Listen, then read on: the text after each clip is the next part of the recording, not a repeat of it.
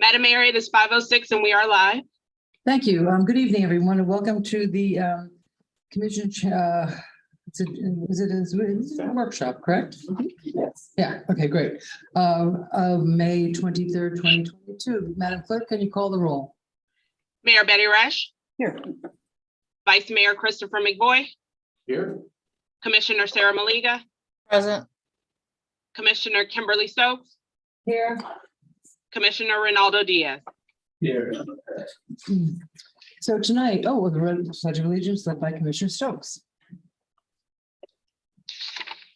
Pledge allegiance to the flag of the United States of America, and to the republic for which it stands, one nation, under God, indivisible, with liberty and justice for all. I know we're going too fast for just now. No, there's a delay. I know. With Sarah. So tonight we have two things, A and B. A is discussion of code compliance activities in Lake Worth Beach, and I believe we have a presentation from staff. Yes, Madam Mayor, Commissioners. William Waters, Community Sustainability Director. I want to introduce Yolanda Robinson, who's our Assistant Director for Code Compliance, and Bobby Hicks, who's our Field Supervisor for Code Compliance. They're going to be giving a presentation this evening, and I'm here to answer other questions. But we will try to make it as expeditious and succinct as possible. But you probably might want to decide whether you want to interrupt us as we go along and ask questions, or do you want to wait for the whole thing is gone through and then circle back with your question. What do you guys think? As we go along? I like as we go along because there's a lot of detail and I'll forget that. Okay. But we'll try to not derail too. Thank you. That's a good idea for all of us because we can do it. So, good evening, Yolanda, Ms. Robinson. Good afternoon, Yolanda. Good afternoon, code compliance. Let's here to do a presentation regarding our code compliance process. So I know all of you are mostly new on the commission. So Yolanda. You know. You need to speak into the microphone, like real close, yeah. So code compliance is governed by Code Statute 162. Yes. And of course, our muni codes. And now we're at a point where we're trying to promote a positive image of code compliance. So we're changing the way things are done in the code compliance division. We're working mostly now on the protection of code compliance. And we're looking for a cost-effective curb appeal.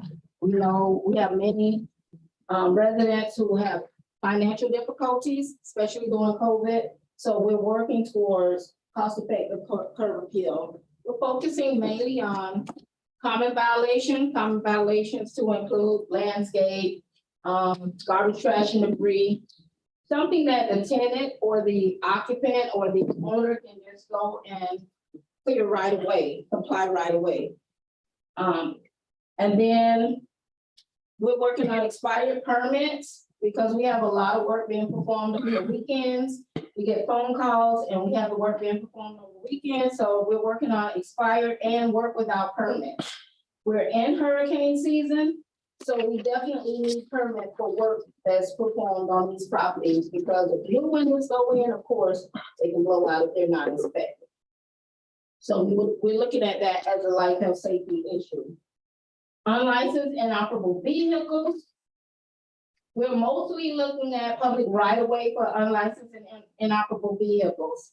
If the inoperable vehicles are on private property, we initiate a CE case because the owner of the vehicle has to be notified and the owner of the property has to be notified. So we use a regular code enforcement case in that instance. But vehicles on the public right-of-way, we red tag, 5 days, we re-inspect. If it's still there, we remove it, we tow it. Okay. When we're focusing on unlicensed and inoperable vehicles, we have many who are parked on the public right of way. And in order for another vehicle to get around it, they have to go into incoming traffic to come around that inoperable vehicle. That is considered a life health safety issue. So usually we will wait 5 days and remove that vehicle. We're working on hurricane preparedness. June 1st is right around the corner. So we're looking at alleys, bulk trash, overgrowth, mostly trees, that needs to be trimmed back because our utility trucks and our garbage trucks need to be able to pass. And they do not need to be obstructed by anything in the alleys or on the public right of way, because we have trees overgrown on the streets. So we're working towards cleaning that up. Use and occupancy inspections, we're only doing exterior use and occupancy inspection, no interior. That's due to COVID. At this time, and we haven't performed use and occupancy interior inspections since 2020. Because at this time, there's different strands of COVID continuously coming out, and for safety of the staff and the health of the staff, we never know when we enter a house who is sick and who is not, because they're not going to share that information, and we're certainly not going to ask. As far as our top 10 common violations, abandoned and or vacant properties, we have a lot of those. Bulk trash and debris, business license. We have many businesses performing business operations without a City of Lake Worth business license. The business license is 3 components: use and occupancy registration, business tax receipt, and an approved use and occupancy inspection. If all 3 of those components are not active, the owner does not have an active business license. Can you run those 3 again? Use and occupancy registration, use and occupancy registration, use and occupancy inspection, and the business tax receipt. And where do they get the business? If you could just quick there, you have to get one from the county and from the city, like for a rental license. Correct. Get the county first or the city first? I think get the county first. City first. I don't work there. They have, in order to get the county, you have to be approved by the zoning. Okay. standpoint. So they'll get the, apply for the city's portion, which is back on how to get the one. Okay. And those use and occupancy inspections now occur every 3 years, or the change of the tenant, or the change of the ownership. And how do you know the change of a tenant? The electric? How do we? Like for commercial standpoint, like let's say somebody's opening like a. Oh, commercial is much easier, right? Different business. Okay, Okay, apply for a new tenant license. With the inspection. thank you. And if it's a commercial business license, both the owner and the tenant must have a license. That's what we run into quite a bit of conflict with.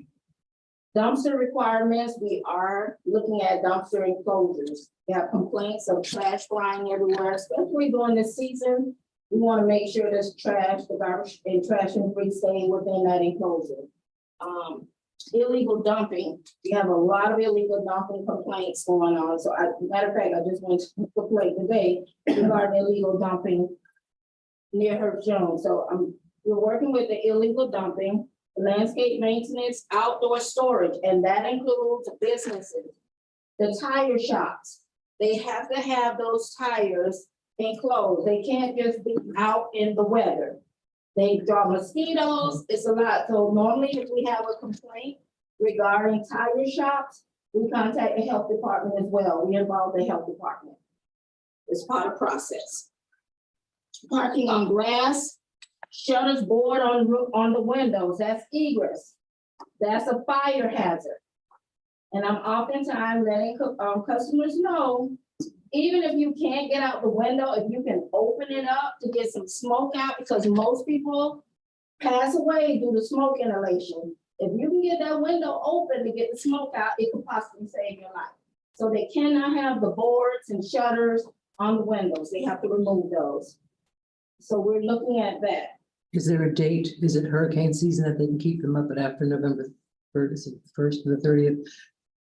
They can't keep them up the entire season. Once we get the all clear, they have to get those boards and shutters down. Unless they're seasonal and they're not there. Right. If it's empty, we would prefer to have it because it Sure. prevents anyone from going into their property. Mhm. Okay? And again, unlicensed and inoperable vehicles. We have right-of-way Wednesday, every Wednesday. What does that mean? Right-of-way Wednesday is where we're checking all the right-of-ways in our zones to look for unoperable and or unlicensed vehicles.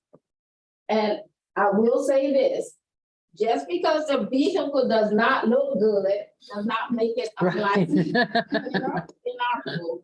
So, You can have a licensed beater. I mean, we can't just remove it because it's an unattractive vehicle. So we have that a lot. Successful citing, non-life health safety violations, we start with a knock on the door. Communication is vital. We want, if someone is there, we prefer to let them know what the violation is while we're there. Speak with the occupant, leave a door hanger. The door hanger is a courtesy door hanger. It's no notice of violation, it's just a courtesy door hanger, letting you know we found a violation, we need you to comply with the violation. We allow reasonable amount of time to comply, and that depends on the severity of the violation. If it's garbage, trash, and debris, maybe 5 days, depending on how the weather has been. If it's landscape, 5 days, depending on how the weather has been in the past.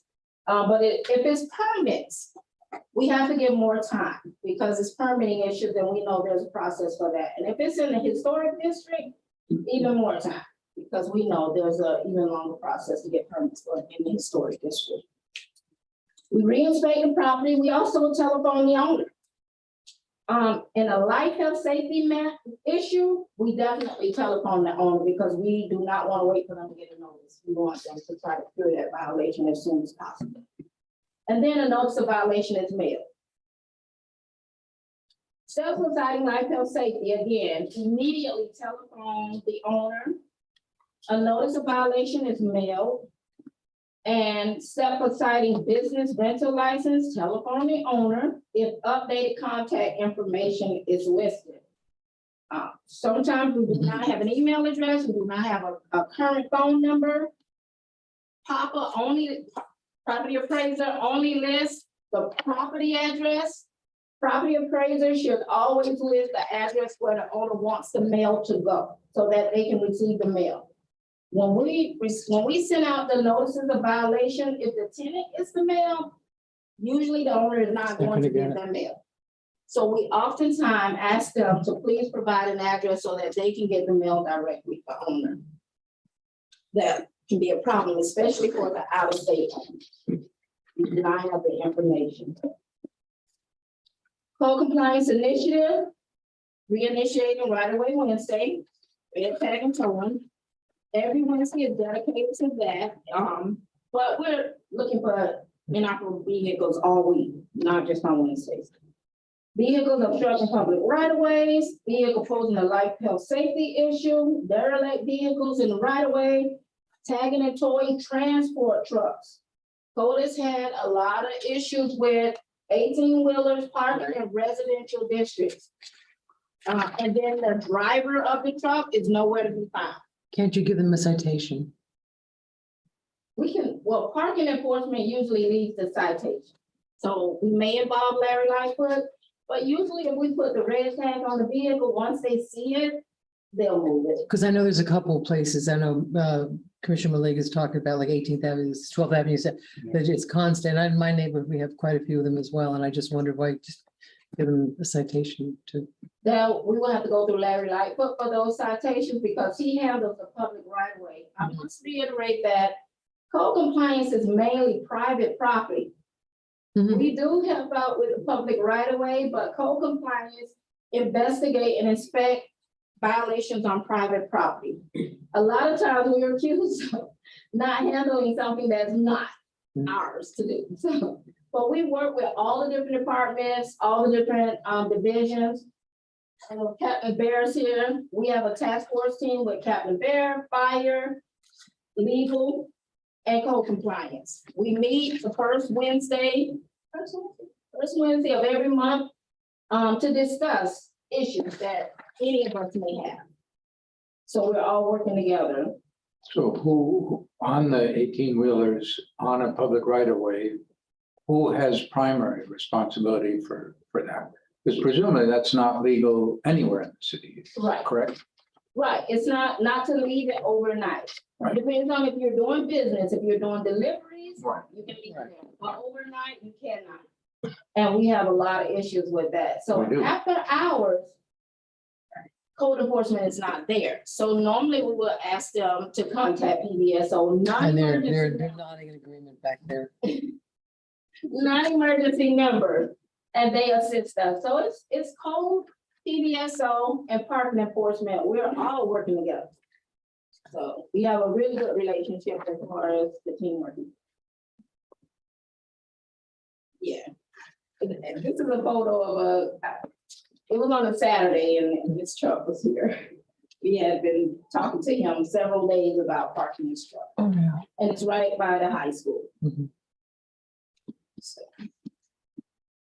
The second photos is G Street, North G Street. We're always red tagging and going on North G Street. That's a huge problem with towing. So we're there. And you can see some of the tows that code enforcement perform in that area. For our new programs, we utilize collection agencies for the fines and for the administrative costs. We're utilizing our collection agencies to collect the money for us because many of these fines have been accruing and running for many, many years. So now we have another. We have 2 special magistrates and they alternate once as far as performing our special magistrate hearings. And they're both phenomenal. Who are they? Keith Davis and Marabella. The last name is escaping. Okay. Yeah, she's a newer one, but she's good. She's good. She's good. Thank you. New special magistrate hearing process, we're focusing on safety and social distancing. We're still focusing on safety and social distancing in our special But then, magistrate. Speaking of mic, please. Oh, yeah, the special magistrate, they are in person. Those meetings are held in person, now, correct? they're held in person. We also use Zoom and YouTube for our special magistrate. Okay. So, yeah. Presentations before the special magistrate, code compliance. Palm Beach County Fire Rescue, they present cases before our special magistrate. The building division, work without permit, they present cases before our special magistrate. And public services refuse cases will go before the special magistrate. So it's not just code compliance, it's the last Thursday of every month. And it's the different departments working together on the special magistrate process. Presentation before special magistrate, code compliant cases, we authorize foreclosure. We ask for a foreclosure authorization for properties who've been running at fines greater than 90 days. We ask for a foreclosure authorization. Usually when those foreclosure letters go out, we get compliance. They get nervous and they come in and try to comply with violations. So the letters are. Lien reductions, oh my. So lien reductions, we created a scale administratively for our lien reductions to be fair to everybody. If you go to, I'm gonna look on like 2 pages over. The lien reduction, if a property has been in violation and running in fines, and now it's in compliance for 1 to 4 years, they are allowed the maximum reduction. Please do remember, the way the Muni Code is written right now, we are not required as a city to give a lien reduction. It's to the discretion of the city. That can change, but just saying. So 1 to 4 years, they receive the maximum reduction. We take 90% off of the fines. 5 to 8 years, 20%. And so on and so forth. So we created this scale to be fair to everyone. So now staff does not have to come to Yolanda and say, how much should we reduce this lien to, or go to legal and say how much. We have a scale. I'm going to interrupt here. I think that's a policy decision. As you know, I have a long history with code enforcement. And for years and years, it was, pretty much 10% unless it was something egregious. But I have had experiences now where that's not always the case.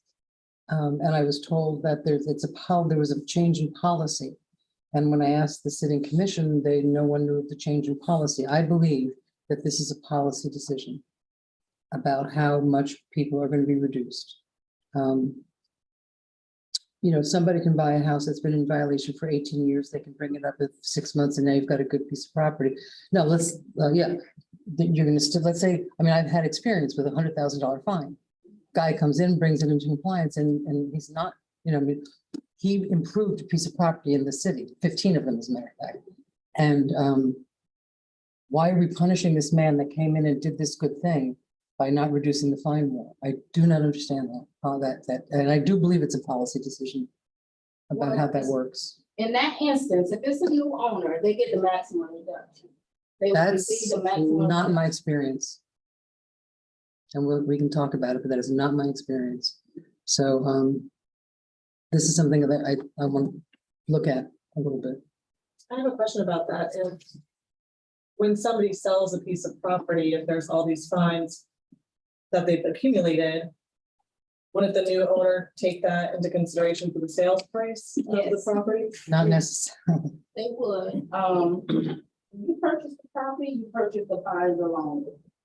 So if there are any cold cases on that property, once you purchase it, it's yours. But again, with the new owner, any receipts used to bring that property into compliance, we use those against the fines. And they also get 90% of the fines taken out. Most of the time, I have one on 6th Avenue South right now. His fines were wiped out because the amount of money he put into the property, it wiped out. Is there any circumstance that you can see where the reduction would not be, the fine reduction would not be lowered by the amount of the expense bringing in? What would make you not take that into account? Okay, I wouldn't take it, well, the way it's written, the muni code is written, the fine, the monies, the receipts has to be in relation to the Right, violation. to bring it into Right, compliance. Right, so if the violation is just for windows, the only receipts we can receive is for the windows. Right, So it wouldn't be for all the other. but if stuff. someone's, I guess my question is, do you see a circumstance where a person supplies good receipts for all the different works that's done and the expenses are not taken off the top? Okay, we have had instances where we've had instances where people have provided invoices, but no documentation that it was actually paid. I'm talking about. And this backup also, Yolanda probably has a slide for this. We already have built into the code to a way to get to a maximum lien. Individual liens cannot exceed 200% of the market value of the property based on the PAPA value in the year on which the lien was placed. If you can find it. If it's 10 years ago, you can't find it. And that means that, I mean, I have some issues with some of this stuff. That means that some guy that comes, there's an old fine, he has every good intention of cleaning up a piece of property, bringing it into compliance. And we don't know what the value is. There's no way to gauge the value. It's 15 years old. There is a way. We have a contact at Property Appraiser, and they will send us the information we need for the market value of that property of that year. Now, if you look on PAPA, you can click, it shows 10 years back. You can see up to 10 years, but anything greater than 10 years, we have a contact at Property Appraiser. They keep our records, they just don't put them on the website. Correct. In addition, if your property has multiple liens, they are capped at 300% of whatever the current market value might be. And so many properties have liens on the books that exceed either the 200% for one lien or 300% for multiple liens. That's where we start. And so that's at the cap. And then the documentation that Nona was talking about, where you spend money to remediate the violations, that's where that starts coming off. And so that's how we had a number of people, especially new owners, who wiped out hundreds of thousands of dollars in liens by just bringing the property in compliance. And so it's worked. It's been predictable. It may not be perfect. And some of the policy direction that was given was when we put these plates. I forgot the first year we put the ordinances in place. I think it was 2013, and then it was updated again in 14, 15, and 16 with various iterations of a whole number of things to code compliance. And there was a request at the time to have a more predictable process by which what was, amount based on the lien reduction. So that's where this, informal policy that you want to outline came up with, but that could very easily put. And I know it's hard. I mean, I know it's hard. I mean, again, I've done this for a long time and I know that it's very difficult and it's sometimes you don't want to be subjective rather than objective. So I understand why this came about. I'm not, but I just, again, you know, the experiences that I've had over the years, some are wonderful and some are not wonderful. You know, if it's the, you know, commission's pleasure, we can put that policy within some kind of framework and become part of an ordinance as well. Versus it just being administrative policy at the discretion of the city commission. Yeah, I don't think being locked into an ordinance is necessarily what we need to, by a good suggestion, but I think it's a squishy area because, you know, but, you know, so you reduced a 50% reduction. But again, here's a guy that bought an old crappy piece of house that fixed it up and now we have a house on the market or on the rolls. And he's gonna, I mean, and some of the fines I've dealt with are over $100,000. And I just don't think that's the only thing that we should look at. And I don't know, I don't have a specific suggestion how to fix it. But I do know that it has been problematic in the past. Because if it's not this, and there are ways to reduce fines, there's procedures to go if you're gonna, you know, for the purchase, they've got to bring it into compliance with X amount of days. They come to the special magistrate and they get permission to do that. So that is a possibility. But the line with the lien reduction is a sticky area. So let's talk more about that at some point. Okay. The things that always interest me, and I don't have anything like even remotely resembling the experience that the mayor has with this, but what interests me is, okay, we have certain things on our books, and then we have what happens in practice. So let me see if this is a case that is ever a problem. I don't know. I own a property, let's say, I don't, but let's say, and I have a bazillion $1,000 in fines. I get together with my cousin who's got a different last name. He buys it off of me. And now he's gotten all the fines dropped down to 10%. Does this happen? Is this a concern? It likely happens more than we are aware. Because we all should already know who's coming to who. That's why I picked the one with the And different we last also name. have LLCs that switch. Exactly. Repeatedly, and you can dig. We don't have the staff resources No. to dig into some case and figure out, oh, Joe Schmo Really is is. the main guy for this whole multitude of LLCs. And unfortunately, we don't have a perfect process. We do the best we Yeah. can with the resources that we have in the ordinance. Is, And if the new guy brings it, I mean, our philosophy is let's get the city up, let's get the city in compliance. So, you know, I mean, a lot of the fines are theoretical anyway, because they do get reduced. I mean, it's not I don't know, do we consider it an income producing, you know, group? But at least though, even if they played, so even if my cousin does it, maybe we think that's okay. it's okay because if you brought it into compliance, we've got a building in compliance. Maybe we lost That's some pretty good theoretic money, you know, from fines, but the point is compliance. I guess Just for perspective, that's kind of both sides too, right? So a buyer, it's up to, you know, the onus is on them to do an adequate title search. Well, they would get it. Right, but sometimes that doesn't work out perfectly in their favor, just like it doesn't on our side, so. You know, kind of somewhat related to that, I did have a question, because you mentioned, you know, on the Papa site, the mailing address is definitely an easy thing to get out of the deed. But it's not always correct. They may It's have, not always correct, so it's easier, I should say, but then the phone number, is there a way we could improve that in any way, or? this is my, sort of latching onto that. I've been sort of harping about getting, you know, in our ordinances, a person who is available within 24 hours of a phone call. And I think that will, you know, and the owner would have to identify that person. That person would have to have, you know, verify, doesn't have to be a property manager. It has to be some guy that can show up and hire a plumber. So I think that sort of addresses Commissioner Diaz a little bit of that issue. Because it is, I mean, I know myself, you know, you've got Papa and they bought the house 15 years ago. Well, now they live someplace else. And that happens a lot. I mean, I know that it happens. So you know, you're allowed to send it to the house that, and people don't, this is why I want a booklet about how to be a landlord. You know, if you move, you must tell, people don't think about that. Well, it's not just an issue of it being a landlord, a property owner regardless needs to recognize that if you want official mail from the city, you have to have a current mailing address. If you leave it as the property address and your mail is not being sent to New York or something. Yeah. You're not gonna get the city's mail. Right, And that is a pervasive problem. I'm well aware of that, having to track it down myself sometimes, but so what I'm talking about is having a booklet. So, because it's dug in there somewhere in the ordinance or the statute is you should keep your thing updated, but people don't know that. I want a booklet that now you're a property owner, now you are a tenant. This is what you're allowed to do. This is what you need to do. That concern of not being able to get a hold of people seems like a very valid one, and what William said, both of you are nodding. Yes. Yeah, it's true.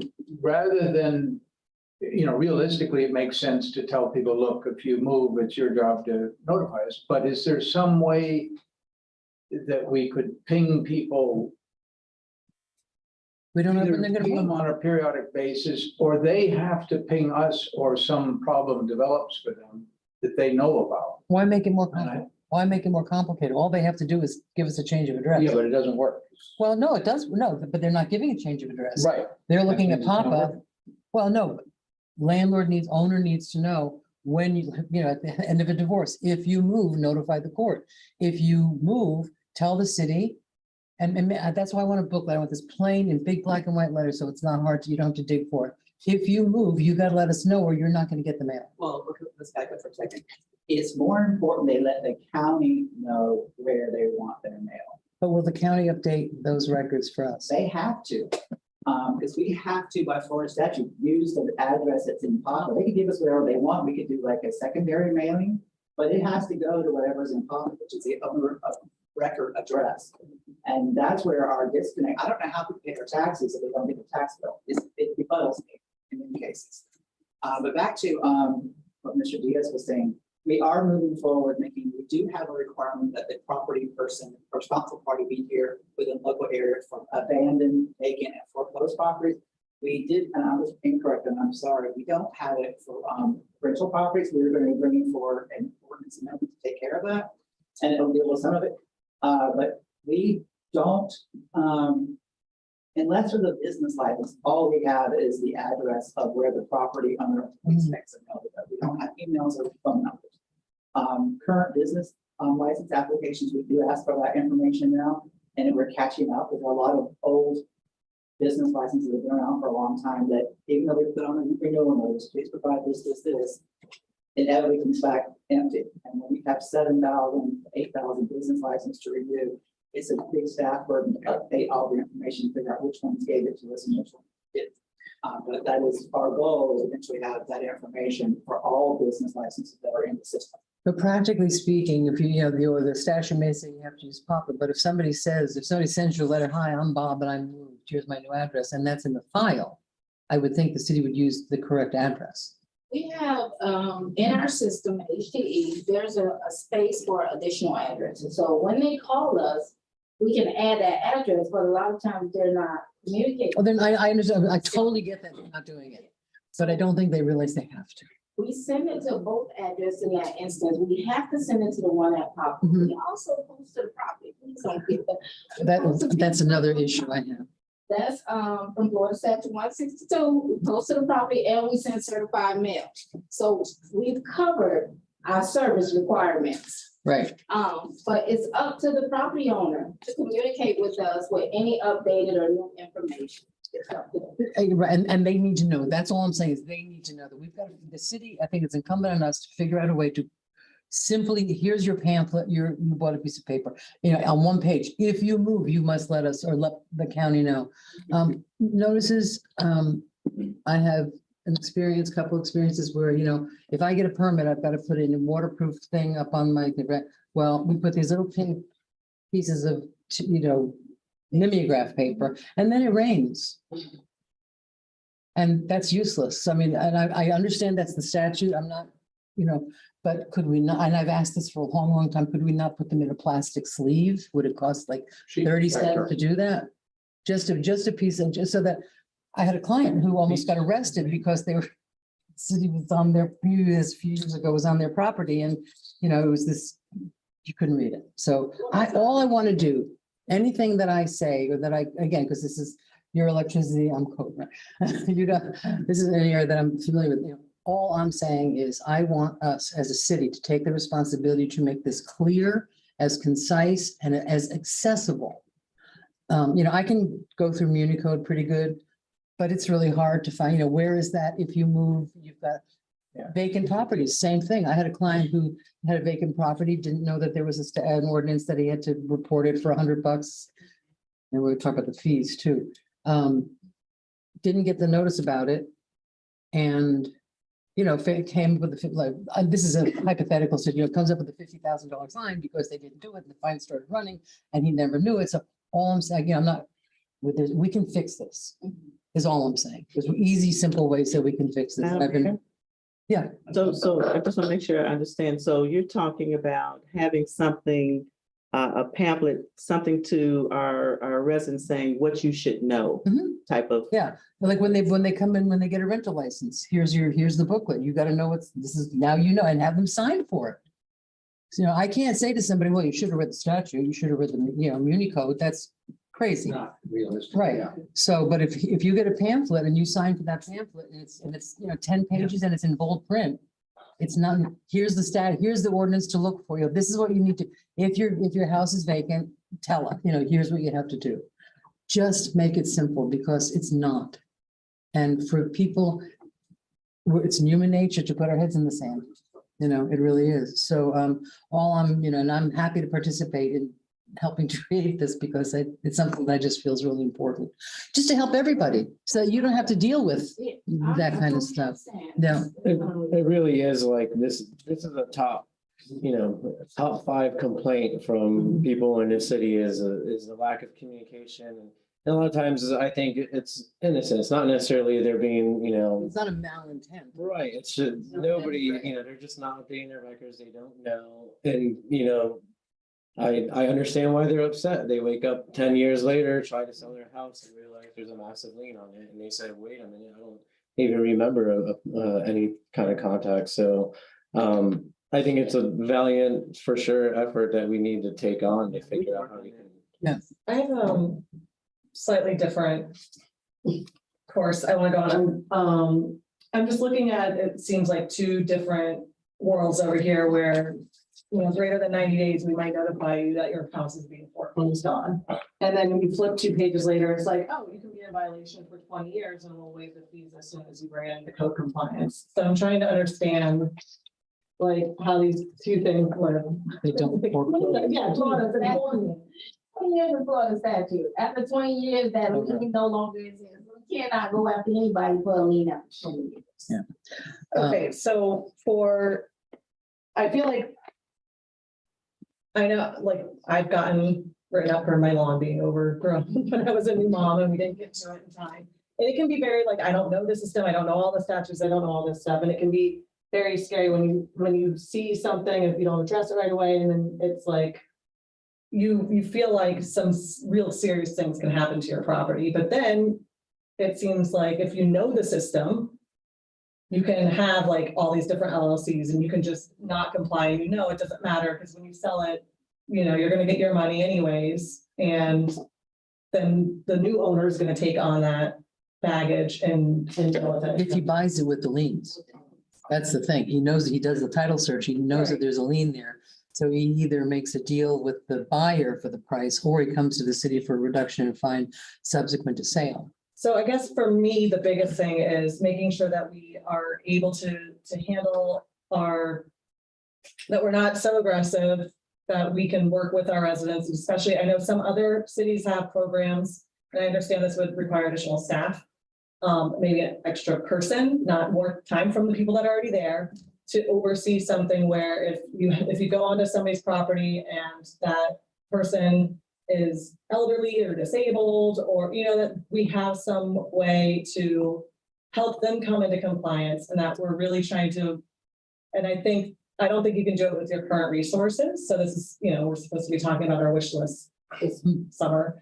Something that I want us to look into what we might be able to do. And really make sure we're working with the people to keep them in their homes and to come into compliance. But then we need to have something strong enough that we can go after these bad operators that are taking advantage of our goodwill.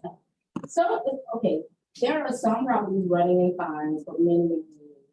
And when they're ready to sell, that's when they want to talk to us about compliance. And it's the same owner, the violator, who wants to talk about a fine reduction. Right. So That's a different story. Yeah. Right, and then you have the new owner who we take the 90% off, we use receipt, we work diligently with them to bring that property into compliance with the least amount of fines. Also, please note, any owner occupied property that's homestead, they can go down lower than the 10% per our ordinance. The 10% is not the maximum for them. But any homestead property, it can be lower. They will have to come to the special magistrate. And we can't foreclose on homestead. Right. We don't have, let's talk about, because it is scary, that letter, and that letter that I want, you know, finally, after years, you guys started bolding, like the date of the special magistrate hearing, and I think that letter still needs improvement, because if you get it and you're reading, you're freaking out, you got a letter from the city, single space, blah, blah, blah, okay, we can foreclose, it's very scary, and I want to get, that sometimes I think, like what you're talking about, just like builds up the stress right away. So what I want to do is, you know, work with staff and work with, to make it somehow a little easier to read. Please understand, I totally agree. These ordinances were placed, and they were put in place by our previous administration. So I oftentimes say to the customer, it's like 3 branches of government. You have a legislative branch, we're the executive branch, we're just enforcing. So whatever these codes that you think are unfair or you want us to change, we are willing to work with.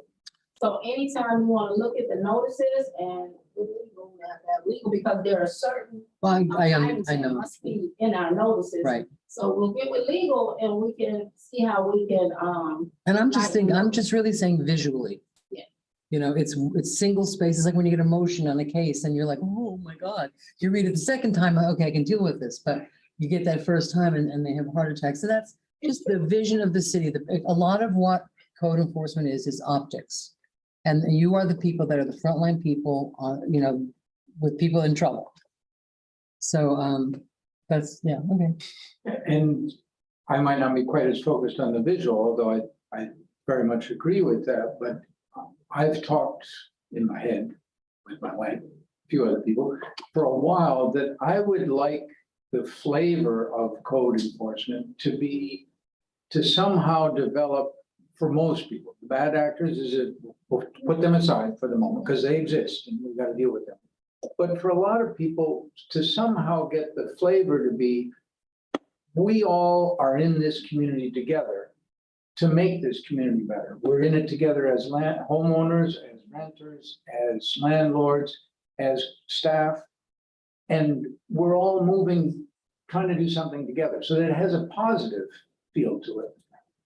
Don't ask me exactly how to do that. But I think this visual part is a piece of it, because I've had people call me with exactly that. Oh my God, I got this notice on my door. I never saw anybody. This notice looks like the sky's gonna fall tomorrow and I don't know, do I call a lawyer? What the hell do I do? You know, I gave up part of my income. But the zone officer's number is there on the notice. And like you said, communication is vital. Once they tell us, we explain the process and we work with the customer. If we get no phone call, there's no communication, there's no. It's gotta be a two-way street. They help. But once they call us, we will help them. We explain process and everything. I've had several irate customers come banging on the door and then offer to give me a hug in the parking lot. You know, because I was. well, and I guess the objective, I mean, the hugs are good, so we like that. We want to keep that going. But ideally, if we could modify through the visual, through the language, through where we can, not constrained by legal, anything to try to develop almost a citywide program that says we want to improve our city together. And here are all the people who need to be on there. And then you go after the ones that. You can't separate. You have to understand, once you create a policy, it's for everybody. And sometimes the bad apples, they get that benefit as well. It's undeserved benefits, but they get it. Well, I'll bet we can come up with something clever. I bet nobody here remembers Joe Tomorrow. Anybody here remember Joe Tomorrow? Ah, we got one. Right? Captain Bear remembers. What a nightmare. And he was that guy. Yeah. He was that guy. There clearly always will be You know, my cousin is trying to scam the system. As I was focusing on earlier, the officers do the best of their ability to do a door hanger. It's a courtesy notice, and it's remarkable how many cases are coming. Great, that's good. Formal case being generated because we have so many absentee landowners. And we have so many rental properties. A door hanger doesn't always work. Because tenants don't give it to their landlord or it doesn't get there. So too often, and we have people who are out of town, they have an issue and the door hanger, like, we know it's occupied, but they don't, are They're out of town. they're out of town, or they're away for the season.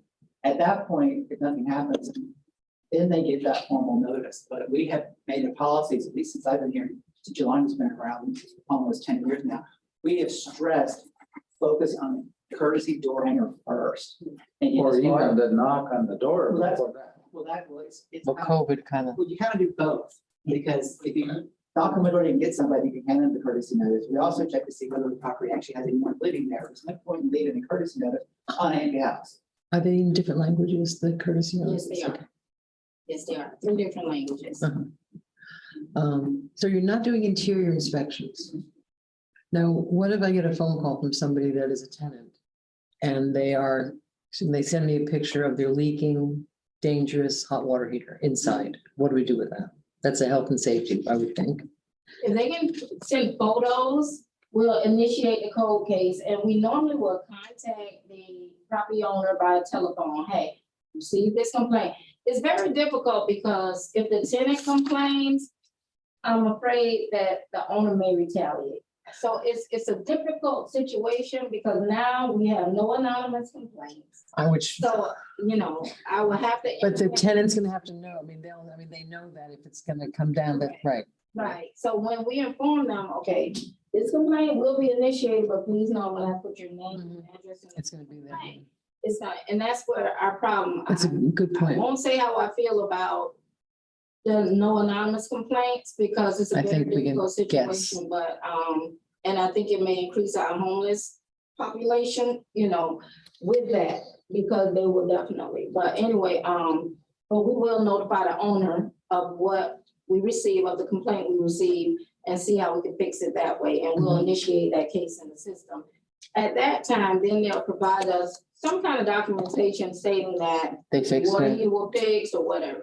Maybe we can get the tenants' rights booklets from legal aid. If somebody calls and complains and you notify them that Yeah. they can't do it anonymously, maybe we can get them the information so they know what their rights are. Yeah, I mean, to me, Christie, hold on. knowledge is power. Exception for the anonymous complainant's life safety. Oh, life safety is, If it's a life safety complaint, they can make it anonymous. oh. Oh, But there you go. nowadays, like Yolanda said, nowadays, the tenant complaints usually come once they've moved out, which then makes it a further issue for the city proving its case because we have pictures that probably Are dated. might be a little dated. So But they can, if I have a picture from the old tenant and it's like a wet and messy mess, the owner will still have to show that it's no longer a mess. right, if it's life safety, we can Right. bring it anyways. We can Right. bring it anyways, but if it's not life safety, it's harder nowadays without being able to take it anonymous. Well, most of the internal stuff I think would be life safety, except for, work without permits, which never happens in the city. And remember, sometimes it's landlord tenant disputes, Mhm. so you. Oh, yeah. Of those, when they're in the process of getting evicted, they'll start calling in these Mhm. complaints about the owner, Well, so, once they know they're being evicted, they're free to speak, or their damaged property. or that. Yolanda and I were having a sidebar too. The number of complaints coming to the city has gone down dramatically since the requirement that you actually provide your loans. I guess probably Yeah. dropped as much as 60%. That's a shame in a way. There's a lot that's probably happening out there that we aren't aware of now, Right. or we would have been before. So that was the sort of negative ramification of that. If somebody called us, couldn't I make the complaint? We have encouraged through the neighborhood associations, Hmm, the presidents let us know, what are your priorities or what issues are you seeing in the city? And we can put it in under the neighborhood well, contact all right. or through you. And that's come in, some of you feel more comfortable than doing that than others. Mhm. We will gladly take Okay, complaints that's good to know. for 5 of you. Yeah. Or the neighborhood association. I personally prefer the neighborhood associations because I've been involved in some neighbor disputes and that's not why I'm up here. Madam Mayor, Commissioner Maliga has her hand raised. I'm sorry, Commissioner Malega. Hi, I just wanted to piggyback on that. When that rule first came out, upon coming on to the city commission, I met with Yolanda Robinson and told her that anything in our district, District 1, that is a concern that somebody calls about, but then they find out they have to have their name out there, just to go ahead and put my name and City Hall's address on there. Yep, And I'll a lot do of that. residents have felt comfortable with that and thanked me. And I just hope that, obviously, Commissioner Stokes, that at the end of our 3-year tenure, people know that we haven't filed 1,400 complaints or whatever. But I truly believe that the residents deserve to have a voice without retaliation. So I do encourage the rest of the body to consider doing so. Yeah, I've done it. I used to be a prosecutor. The people that are prosecutors are starting to get out of jail now. So. Okay, so we've gotten you down some rabbit trails. I do have another quick, well, maybe a relative quick question. I know you don't do public right of ways, but I can only assume you get a million calls about the dumping that's happening in alleyways, especially the ones running along Dixie. So what is like, the best resolution for that if we get questions about that? How can we get those cleaned up? Because the ones especially that are, as you get closer to 6 and you're or 10ths and you're on your way to an I-95 on-ramp, let's be real, it seems like maybe it's a landscape company or somebody that just pulls right in. It's really easy to pull into the alley and dump your stuff than it is to drive out to Lantana or 45th and pay for it to be removed. So That's a touchy one. We've been working with public services when it comes to refuse department, still with alleys. Now, the way the ordinance is written, 50% of the alley belongs to the property owner. So although there's dumping, when we cite, we have to cite that property owner. And I think that's a problem. And it is a problem. I don't think we should do that. Right. So that's what. Yeah, I have had, we all probably know somebody that somebody just dumped something in front of their house one day. Now they're getting a citation, they're getting a code case, and they have nothing to do with it. But I will say, for a woman that's been around Lake Worth for many, many years, it is way better than it used to be. I mean, there used to be jokes about like when it rained, couches would just spring up. I mean, really, it was crazy. So I have to say, for whatever, all the, reasons, it's, and if you haven't been here a long time, you don't know that it's really a lot better than it used to be. a lot less mattresses these days. A lot less mattresses. Yeah, it's first of the month, you've got, the evictions and people moving, just not wanting to take their stuff, but that's fairly easy to identify. And I would think at the beginning of the end of the month, you guys would be out a little bit more looking at it. But we do, again, you only have the private property. Those mattresses are on the sidewalk or on the road. That's not a public service. But if it's actually on the grass, on private property, that's code compliance. And I think that's one of the major issues is citizens do not know the difference between what code addresses and what. That's why we're going to start doing more public information. This is the beginning of a new era, the era of communication, because it's just making it easier for us, you, and the people out there. It can be a section in that tenant rights book. Yeah, no, we're going to have a little booklet that says, this is what you need to know. And I've oftentimes spoken at the neighborhood association meetings. When I'm invited, I'll speak. But the good people are there. It's like, I need some other people. Right. I'm speaking to the ones who are not normally the violators, so. You're talking to the ones that are angry about the violators, right? And why can't you do more? Correct. Right. So that's where we are with the neighborhood association. But if we do this pamphlet and things a little bit better, and I utilize the presidents of the neighborhood association to get the information out, assist me with getting the information out.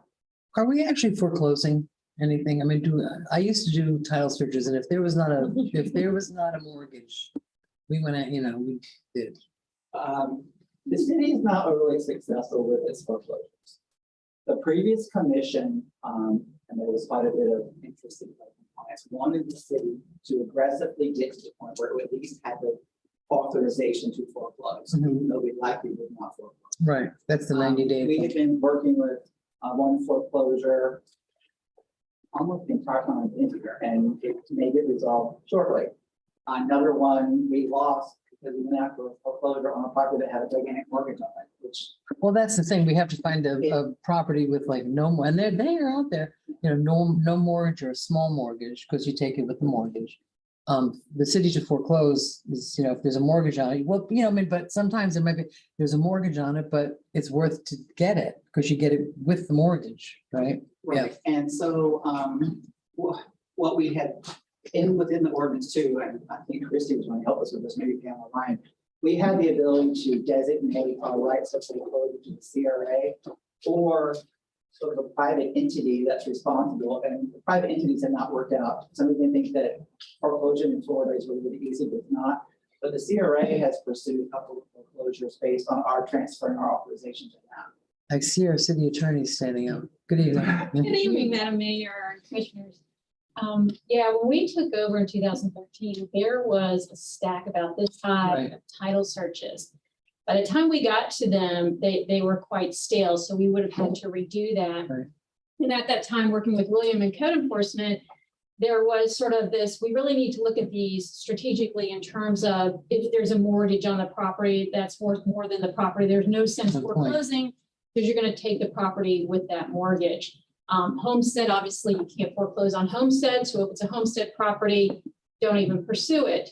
And there's a variety of other reasons that looking at foreclosures, sometimes it's not even best to pursue it. But as Ms. Robinson said, that initial letter that goes out sometimes spurs these property owners to say, I better go do something now, even though I've sat through this multiple notice hearing process and have done nothing. And now I'm going to come forward and actually do something because they get that notice. So that's sort of the first, hey, it's going that way. But we've been very strategic. And as the mayor knows, some of the more recent foreclosures that we've actually had outside counsel do because it has become Sure.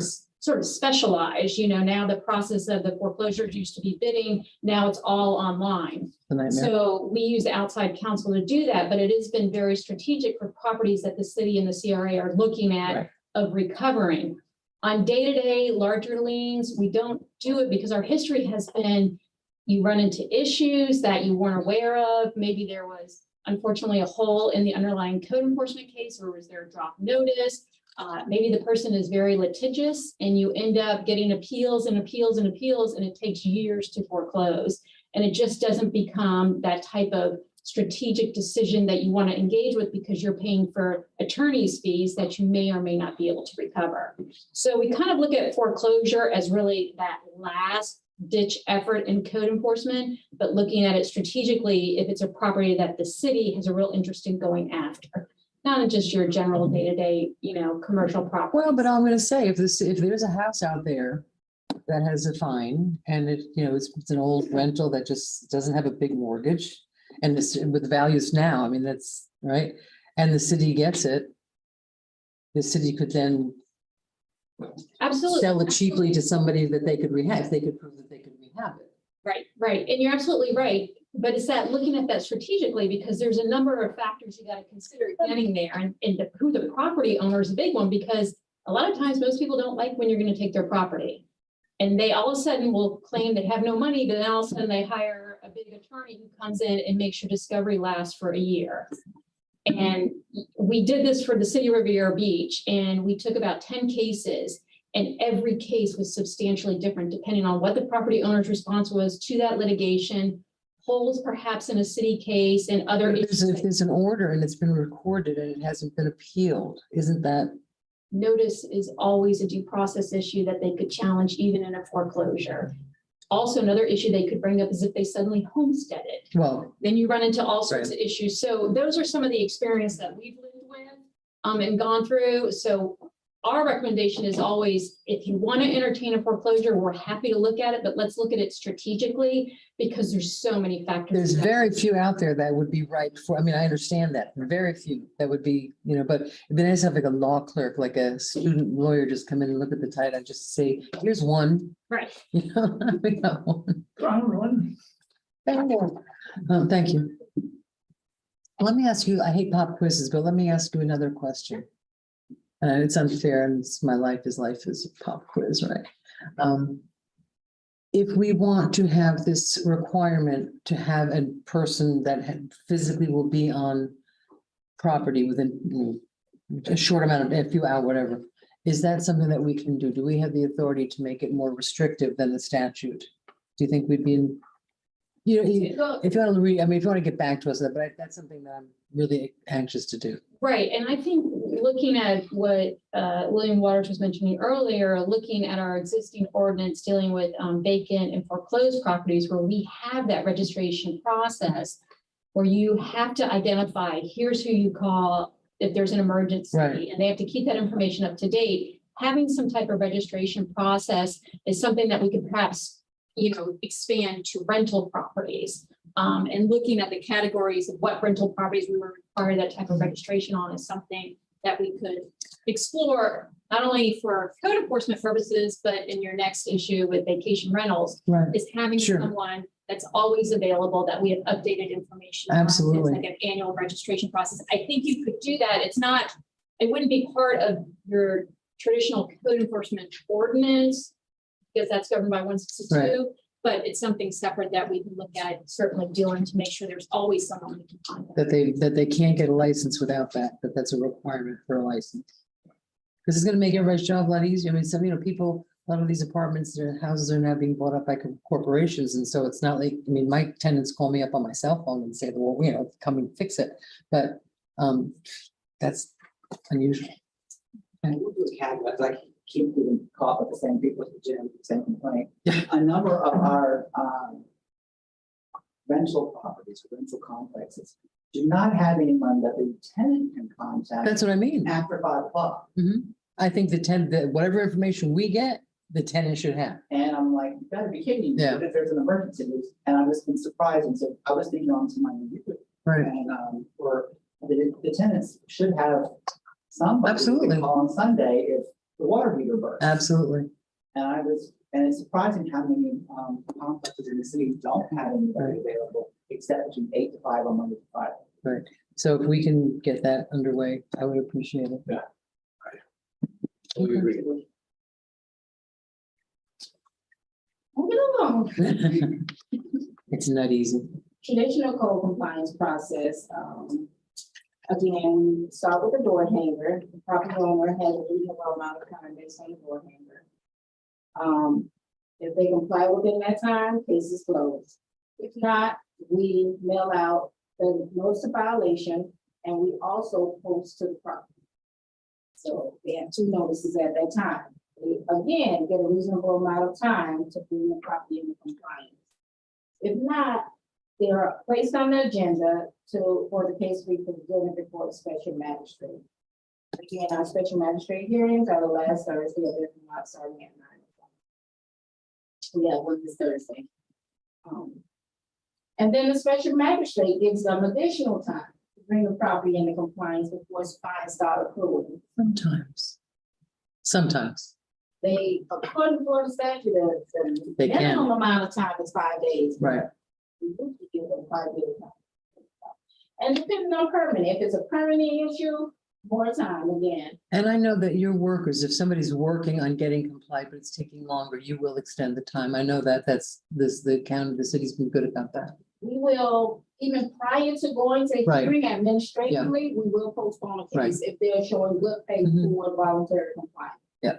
The Florida statute 162 requires, we want voluntary compliance. Mhm. We don't have to force you to comply, you probably want voluntary. So as long as we see that you're doing something, we will postpone that case and work with you. Yeah. We have stipulated agreements. We'll go into an agreement with the property owner. They do not have to even appear at the special magistrate hearing. They come into an agreement based on the time and fine with the city. So we'll say, how long do you think it will take you to bring the property into compliance? It may say 30 days. All right, so we'll give you 30 days. If not, $50 per day. You'll start running fines for $50 per day. We sign the agreement, we sign it. We bring it before the special magistrate to be ratified. Once he gives his blessings and approval for that stipulated agreement, they work for the 30 days. If they finish in 30 days, it's over. Right. If not, fines will automatically start accruing. And I understand I know people really appreciate that. There's some, but the amount of time that the cities want to extend, hypothetical example, you know, lady needs a roof. Right. It's expensive, 30 She days doesn't have is the not money. long enough. okay? It's hard for us to say, I think it's a sort of a interesting moral position for us to take. You've got to replace this within 60 days or we're going to start finding or not, whatever, you know, there will be a code case. When we have, so the city itself has so many things that we don't do because we don't have the money. Right. So I mean, I think that we need to take that into considerations. And maybe, I think you do sort of help them get references to different, With permitting issues, we start with no less than 90 days. Staff is. yeah, but sometimes it's going to take a year for her to get, the roof. You know, what I mean, We start, and if they show good faith, they have a permit application in the system within that 90 days, we can extend it for more time, but we want to see you doing something for it. except if she doesn't have the money to get a new roof, what do we do? If she doesn't. Now you're adding to her nightmare. Right. If she doesn't have money to get, Mhm. like, once the case is initiated, I can't keep it open indefinitely. Right, so maybe the way to do it would be to know, and, you know, to note the file that this lady has no money. Right, And, you know, maybe help her find some resources to get made for the homestead property. well, we work with, we have a wonderful relationship with Healthy Lake Worth Beach, Mhm, with Carmen and, Pastor Patrick and the team. mhm. And we created a application. Whereas if the zone officer see that someone is in dire need of assistance and cannot, or the customer states that they need assistance, we fill out this application and we submit it to Healthier Lake Worth Beach. And they assist that property owner with bringing that property into compliance. So we have a really close relationship with them. Yeah, I would just want us to be aware, you know, like, understand that people, especially again, these days, right? Don't have, so that's a big ticket item and they just can't do it. And if their water is leaking and it's there, I mean, they're living with the problem. It's not like they're ignoring it. It's just they can't afford it. But it's a thin line because if that roof caves in Mhm. and we have not addressed it in any manner, we're liable. And I'm saying note, you know, notes to the file, like keep Right. track of it, yeah. Almost every. Without bringing out a case, because I know once you've got a case, you can't just keep postponing. I realize that.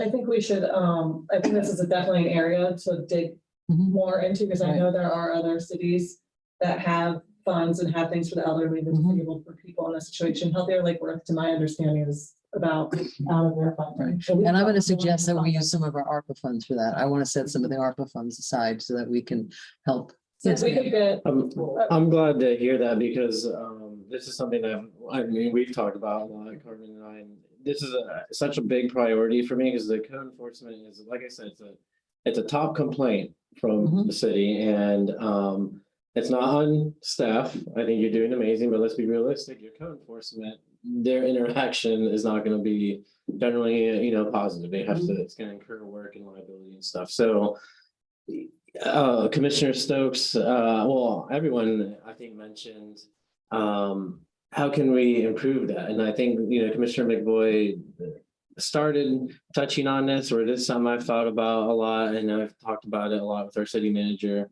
And especially as we come up with our wish list for budget season is maybe it's some sort of volunteer coordinator, maybe it's a staff person to help, you know, bridge that gap with that application. And then we should, I think, support the nonprofits and the groups that are I- supporting these volunteers for sure to do that work. I know that Belglade and I believe Riviera is setting funds aside for direct, you know, you need a roof, here's your money, just to help the folks that can't do it. Yeah, and there's groups like SWA will provide paint, recycled paint. There's a lot of partnerships I think that we can cohesively bring together. Madam Attorney? One of the things to think about is your code enforcement fines and liens and administrative costs. I believe they all go to the general fund right now. Yeah. So what some cities have done is create a special account and take a percentage off the top of those funds that come in to put it into a special account to help fund those reach out, you know, community efforts to help people who need bringing their properties in compliance. and I remember, years ago, code enforcement, I can't remember his name, but he came to Eden Place Neighborhood Association and we were gonna get all the neighbors together, and if there was somebody that needed help in our neighborhood, we would pitch in and we would help.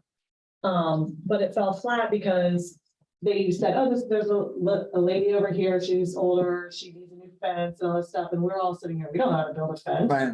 And so we had the like manpower, we just didn't have the like knowledge behind it. So I think if we want, we have so many really, really active Mhm. neighborhoods that they go out and they do garbage pickups and cleanups, and they really care about their neighbors and their neighborhoods.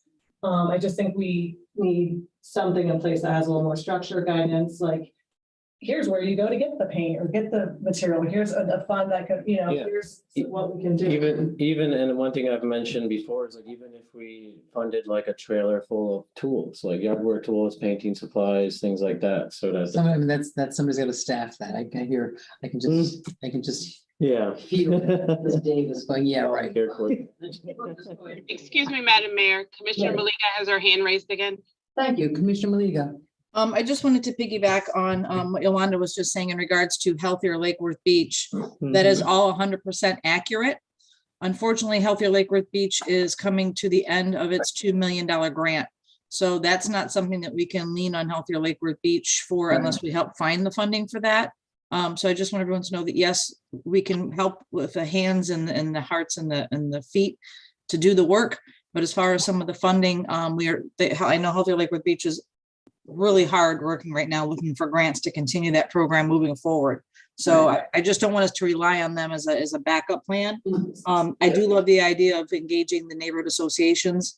I too spoke with the city manager Davis and asked her to maybe do something like a little flyer in 3 languages that has like a neighbor peering over a fence that says, "Hey neighbor, did you know?" with like some information in regards to how we can educate and help and facilitate the neighborhood association president's council.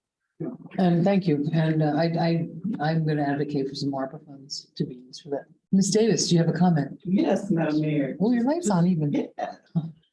Just like you said, and like Commissioner Diaz said, we talked quite a bit about this, and all this said is kind of what we've talked about in our meetings. One, thought about ARPA funds, and just like we talked about Healthier Lake Worth Beach group and their diminished funding. One of the things we can do is grant Them the some funds funds to programs that will support this effort. because they have really good, Yes, and Administration, so they have- that would help Mhm. on us not necessarily having to Exactly. create staffing, great idea. but we can support those programs that are already in place and can administrate that. And then they can also manage that process. So when the code officers find these Mhm. type of situations, they can refer the resident to these programs that we help. That's a great idea. So we don't have to worry about administrating. Absolutely. And Healthier Lake Worth is a great. right, and if we have a trusted service provider, I think that'll be great. And also, I believe the county may have a program for rehab. And so we can look into that as well. Their homeowners assistance, one of them just expired, but there's probably other things. Right. So I think we're sort of on the same page about that. It's, it's, Absolutely. and I think giving it to Healthier Lake Worth is a great idea. And other programs, I'm sure there Yeah. are Yeah. other services out there. I think we're gonna have to have a process, if we're looking to spend ARPA and what we want to fund, a process for how we give out grants. Oh, absolutely. There's an application. I would suggest an application process and also accountability and monitoring. Yeah. Right. So we'll get feedback as to making sure that the target purpose has been achieved and accounted, and we can also have reporting at the end of the From the program. different groups. Yeah. Absolutely. We don't. Can I interject on that? Healthier Lake Worth Beach does have an extensive process. First, you have to fill out a sponsorship application. That sponsorship application has to show evidence and proof, and then it goes to a sponsorship review team for consideration. Once the sponsorship review team does give a yes or no, then it will go right to the steering committee. So it is a lengthy process that entails multiple checkpoints and checks and balances, as well as responding and reporting all of the projects that they do complete to Community Partners Foundation. Great, thank you. It's great organization. All right, well, that's we've sort of covered a bit of territory with that. Where are you on your? A copy of that application. We can provide it to the city manager. There's a copy of the application for a Healthier Lake Worth Beach. Okay, great. Thank you. Let's see.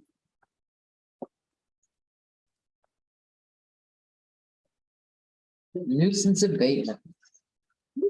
Abatement. Nuisance abatement cases are usually initiated by PSO. And they are initially based on, calls for service. Code compliance is involved only in that if at that property there are some code compliance violations, we include that in the nuisance abatement process. So the nuisance abatement process is usually handled by PSO and our. Right. And I'm assuming that it's gotten much more restrictive in terms of closing places down.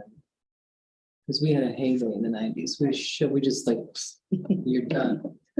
It's now, Really? if they can put up a security camera, Yeah. partial takings. Well, there's that old, yeah. Very limited in what you can do with this, but it can be a protective process. We had a hotel not too long ago that we utilized it on. This is usually for like drugs, Right. prostitution. We work with PSO on the incident reports, and we use that to build the basis of our case. And we entered a stipulation with the motel and they came into compliance. Okay, good. Because we used to, I could shut them down for a year, duplexes. And then we would also make the owners pay for like an 8 by 10 foot sign in front of the property that said this property has been closed because of drug activity by the city. It was really very effective. And it was felt good because you got to do something. Now it says here the magistrate may order the property closed. Is that? It's still a legal option, but you have to show that criminal activity is so pervasive that there's no legal activity on the property. So it's a very high standard. I'll give you a couple of addresses. Okay, thank you. Chronic nuisance. Chronic nuisance. Chronic nuisance is one of the processes mostly process. Property may have 5 cases on the property. It may be a regular code enforcement case. It may be a lot clearing case where we have to go in and clear out the property. It may be a border case where we have to go in and board it up. Then we have the chronic case. Even if it comes in compliance with the chronic nuisance case, it remains open for 1 year. Okay, To ensure that the property owner remains. you still have jurisdiction, yeah. And then it may possibly have a demo case on it. So you can have several cases on one property. But usually when the demo occurs or whatever happens, all the cases come into compliance usually at the same time. So Mhm. Have you had any cases with the Construction Board of Appeals in the past few years? The Construction Board of Adjustments and Appeals has not met in the 11.5 years I've been here. Seriously, wow. But they're full. Yeah, it's, We have members. We have them, I think there's 3. They never met. Um, again, yeah, well, that would, another example was the, behind the Majestic, that empty lot was the hotel. It was, I'll tell you that story was just insane. 42 single rooms, which DCF had taken over and had mentally ill people. So if people think that there's a lot of weird people walking around downtown, 42 rooms, it was a dumping ground for DCF. We went in there with Channel 5 with no authority, Channel 5, and said, took pictures, and I called DCF and said, you've got 24 hours. And they did, they were out. It was amazing. Then we demolished the Kenwood Hotel. The Kenwood Hotel. so with our chronic nuisance cases is always PBSO, Sheriff's Office Code, our legal and fire. We discuss these cases during our task force meeting. Whatever PBSO need from code, we work together to get the case moving forward. We contact legal, we have a wonderful communication that involves chronic nuisance cases. We work really closely together with those cases. Captain Barron usually at our task force meetings as well. And he's there for his input as well, so it works really well. I have a question about some of this stuff. Is there anything that you need from us that we can do and with the code to help you all go after these cases more strongly? Because like you said, it's hard to really go, you have to, the burden of proof is so high. But is there anything, or we're just kind of going with what the state allows us to do and Well, I think one of the things that Yolanda's mentioning is that we have multiple processes. And so when they have their task force meetings, they're looking at, well, do we have a code enforcement case? Do we have a nuisance abatement case? Do we have a chronic nuisance case? Are there chronic nuisance services that we should be going after? And so you're looking at all the tools in your tool belt. The processes, except for some policy decisions that you may make about, you know, the code enforcement world, the processes are all pretty much the same and sort of ensuring due process, proper notice, that they get a hearing and those types of things are pretty much standard for all those processes. It's like how we apply them to a certain property and whether it will be effective. So to answer your question, I don't think we need anything except for policy direction, which I think is more in the code enforcement world, because there's a lot more policy decisions in that process than any of the other processes. Thank you. Sort of related question that I sometimes hear about. I assume for the chronic nuisance and the other one that's named, Nuisance abatement. yeah, that part of the deal is you can be able to accumulate a list of violations and things. Would those mostly be coming from PBSO, those accumulated? Criminal activity will come from PBSO side, but the code complaints will come from us. The nuisance abatement is mostly criminal activities, but the chronic nuisance is mostly from code compliance. And when we're looking at those, it's not just the cost of service. We make it a property where we're receiving numerous complaints about the property. It has already gone before the special magistrate. Now we need something else to get this property owner to act. So we have the order, so now we need to bring it before the special magistrate as a chronic nuisance. So it's not just gonna be initiated by the cause of service, but it could be complaint from neighbors. And we see that this is a chronic problem, so we need to get something more to get this property owner to come in compliance. Okay, I guess my question mostly is, it seems like building that case of written things is important. Is that process working well? Do we get? Because I sometimes hear that, you know, a neighbor calls, there's an issue, somebody goes, whether it's PBSO or code, and there's no record kept. And now, you know, if somebody calls again 3 days later, and if that one, maybe that one gets something written up, the next one doesn't. Now, 3 things have been called in, but only 1 got recorded. So you're that much further behind. Do we need any work and sort of echoing? This is the problem, and Captain Barry not the best is just calling in an Right. issue does not create a call of service. They have to actually document something happening there. And too often, the issue that has been reported either to code compliance or PBSO has already disappeared by the time the PBSO officer gets there. So like, it's unfounded. And we have numerous properties where the PBSO has been out numerous times for complaints and have not actually found any documentation or experienced anything going wrong. And as soon as they leave, they sometimes get called right back out again. I don't know, the perpetrators or the issues, I guess, disappear for a little while until the cop car leaves and they come back out. I don't know. But I know it's very frustrating, at least for the officers I've spoken to PBSO, that they get called out a lot and they don't have anything to write a report on because they don't experience or see anything happening. And I imagine, at least in some of those cases, that the neighbors that are suffering whatever the activity is also get very frustrated because they're calling and it's a quality of life issue for them and nothing's happening. And I hear the concern that if you get there and there's nothing happening, what do you do? Go around the corner and wait for them to do something, maybe, but I don't know. And Captain Bear can correct me if I'm wrong, but from my understanding, it has to be an arrest also. No. Not for crime. Not for crime, but.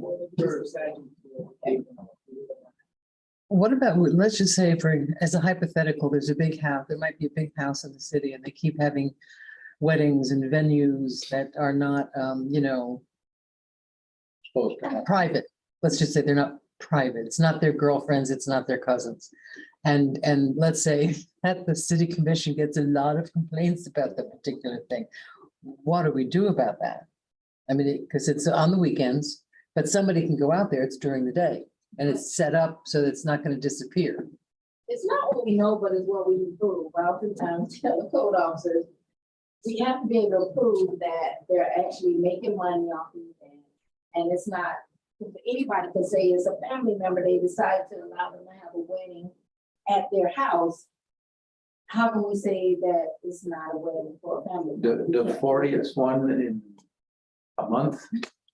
Big family. You know world know what we're talking about, right? That's what we received. I know exactly what Yeah. that Chris did. We're all familiar with the situation, which, yeah.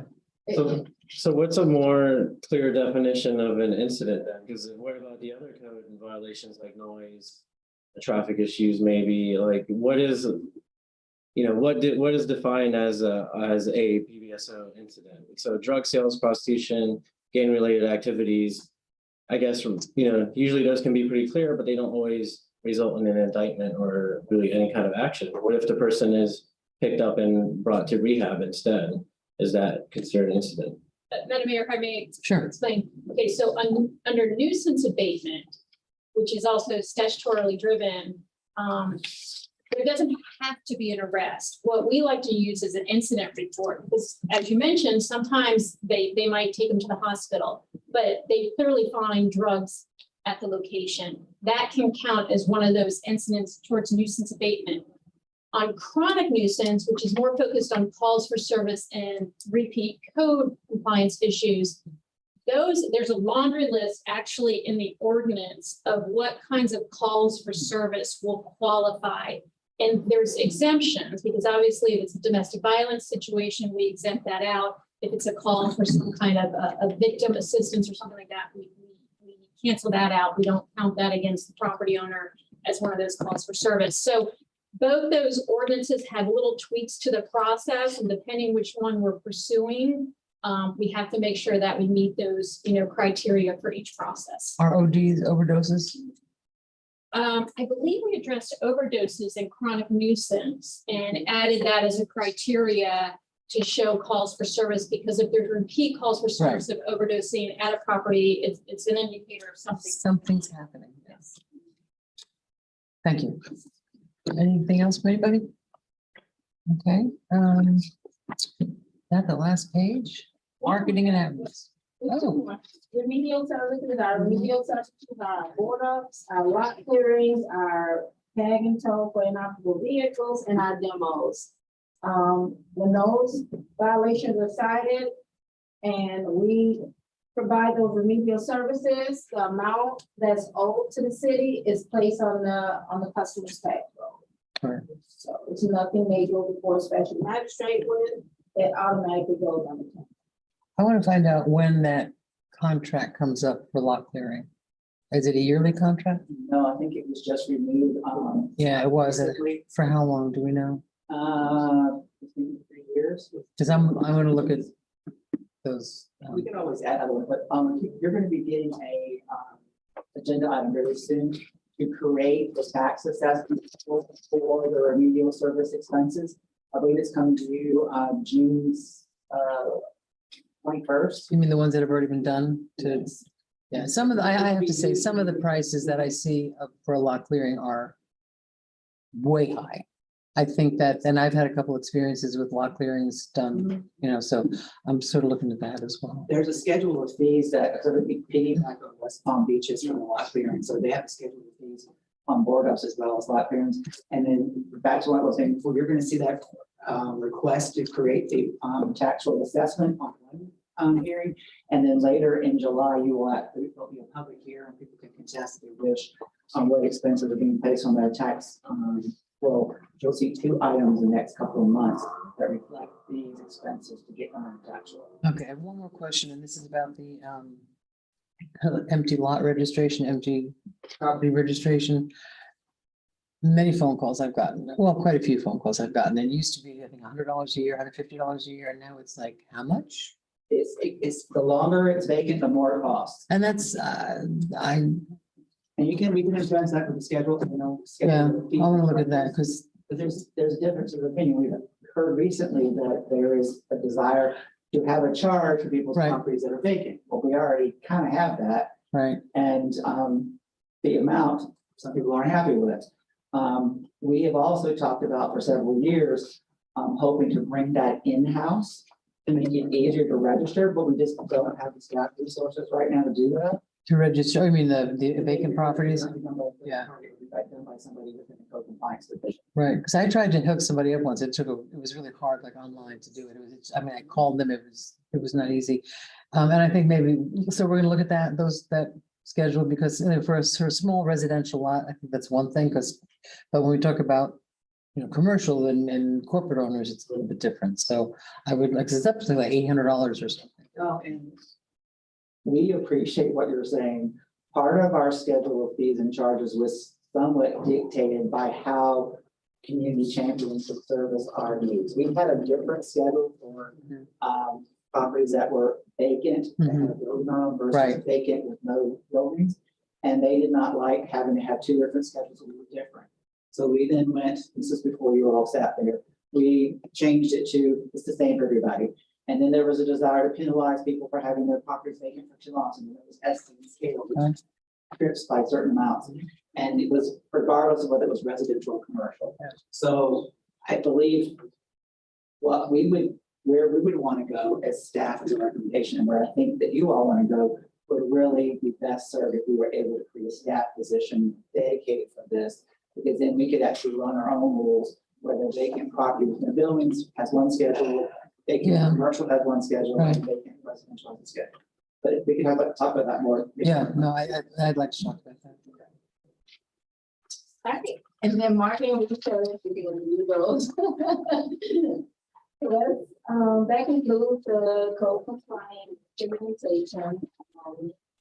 We've already discussed about marketing research items that we did there. But do you have any questions, any additional questions? I love the thank you cards. Yeah, That's great. I just noticed. I almost think like I'd like to have a program for us in our own districts or whatever is, if you see somebody that improved, like have a letter that gets sent out from this thing, thank you. Because we just come down and go, but it's, there's a few properties that I've noticed that have just gone, I drive around a lot and like C Street, D Street, south of like, I mean, those are, that area, right? It's a little community. It really is. It's looking so much better than it did years ago. So I would like for us to, I like them just like what you did there. Yeah, those are phenomenal. When we have our rate customers mostly, once we get them calmed down and we get them to bring the property in compliance, we take them a little thank you card and let them know we appreciate it. I did not know that. That's wonderful. And my last comment is sod. Sod. So, I have been fighting for years to get rid of that, because that's what people are saying, get sod. It's not the best. It requires irrigation. I think we really should be.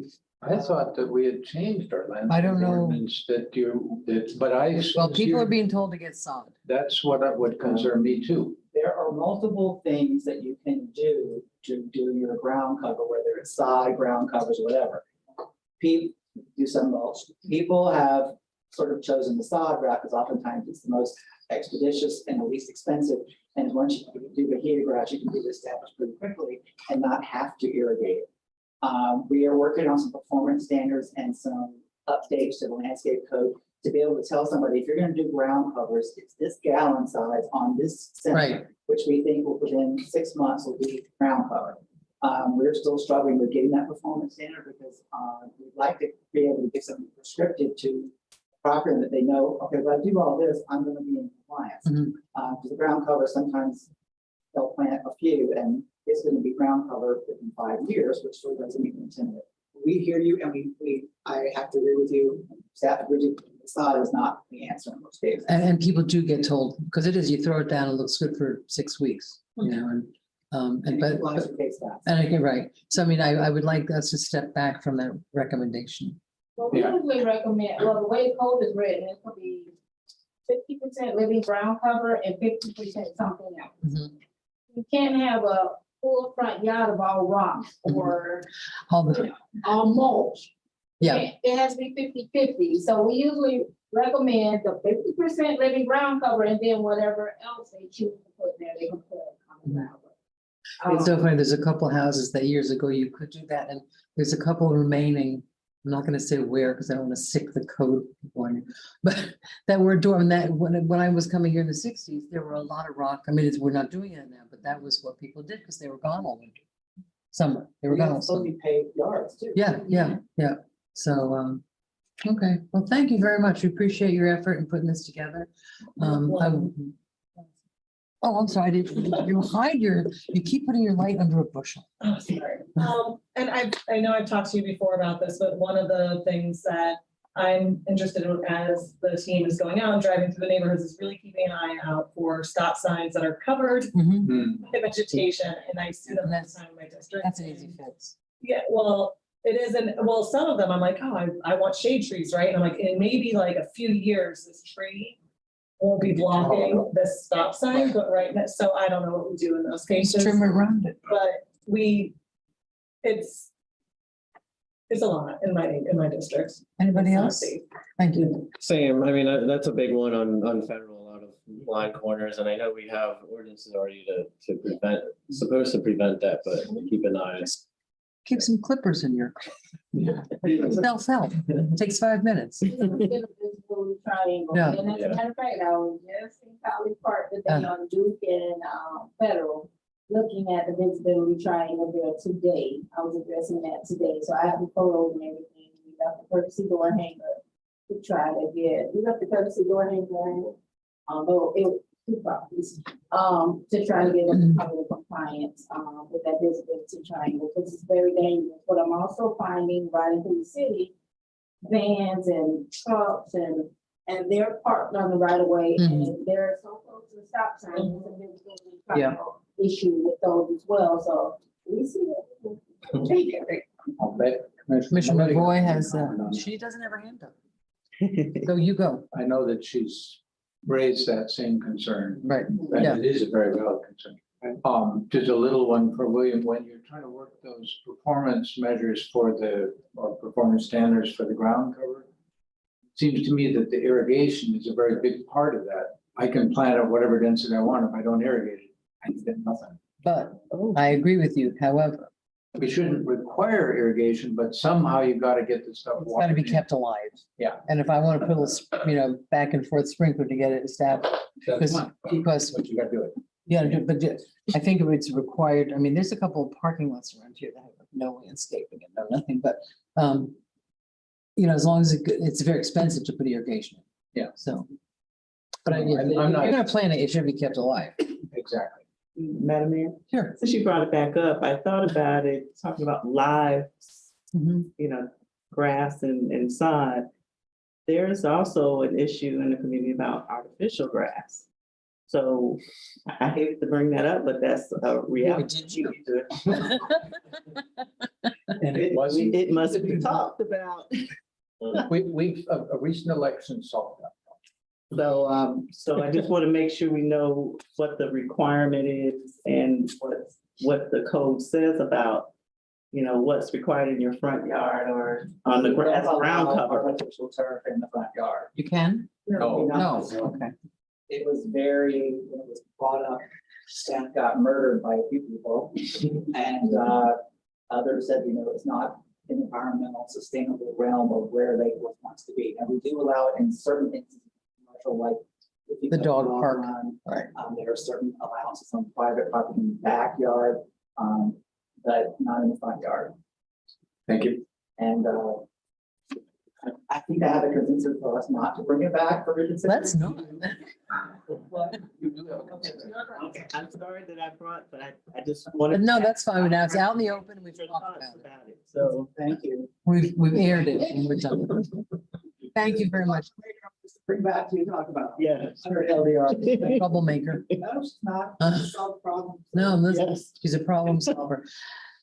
This is obviously, an area that everybody's interested in because somebody gets touched by it. And so I hope that we continue. Yeah. Yes, I hope that we can work. I would love to work with staff. I mean, and because I have a lot of ideas of just from all my years of code enforcement on this side of the desk and that side of the desk. What? Looking forward to the new door hanger, The new one? the new one, yeah, What's the letter? Reworded. It's the notice of violation that, Yeah. yeah, that's the one that's really important. Okay. It's, yeah, you should see them in there. It's like, it's single space and it's Yeah. like, what? And then on the second page, it cites the violations, but it's like, ordinance 3 dash, 21, 23 dash, blah, blah, like it's not. So it's communication. I think a lot of the problems that come with code, because it's very complicated and it is very disturbing to people and User friendly, Yeah. right? we need to just make it more user friendly. And I think we can absolutely do that without spending a lot of money. It's just really getting the information out in a clear fashion. Any other lights on? Nope. Thank you very much. Appreciate it. Good to see you, Yolanda. We just saw Yolanda. What? We just saw Yolanda last week. I can't remember the weeks that graduation. At the graduation, yeah. That's right. That was a great night. Okay, do you want to take a quick break? Yes. I think that. All right, it's 6:47. 7 o'clock. Sure. Got to bring up the plastic grass. Somebody sent me, mail. Yeah. Gotta let it out there. Gotta resolve it. Yeah. A friend of mine, I've been wondering,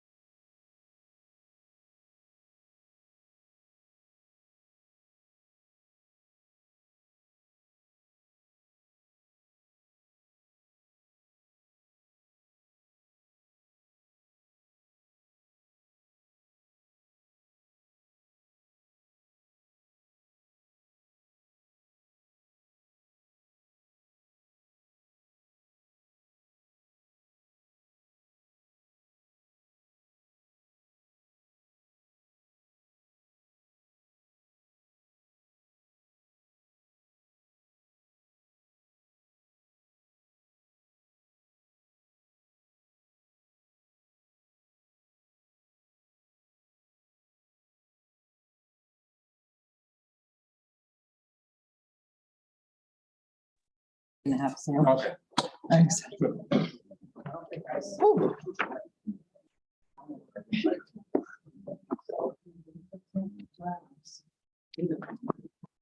Let's see.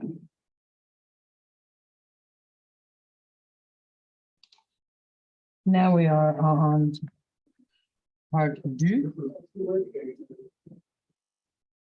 of the meeting. Okay. Do you want to start back up? Yes, Madam Mayor, it is 7:02 and we are live. Thank you. All right, good evening and welcome to the second half of our show. Vacation, short-term rentals, Airbnbs.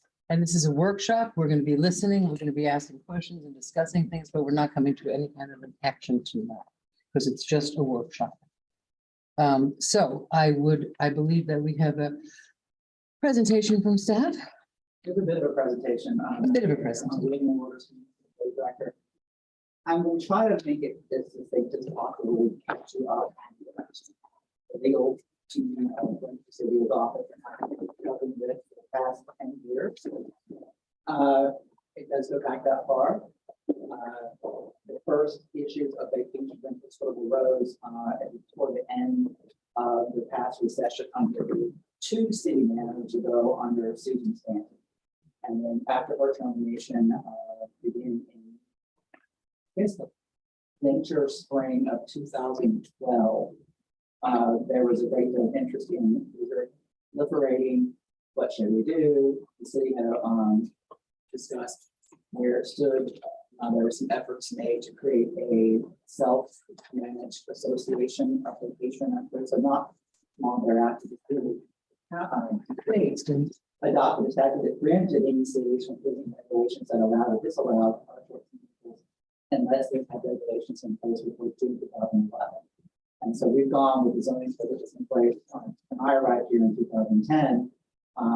That in the state was just once is that we are having a preliminary code, and unless they use a specific convention, it's not allowed. And vacation rentals don't exist in the old code or the new code.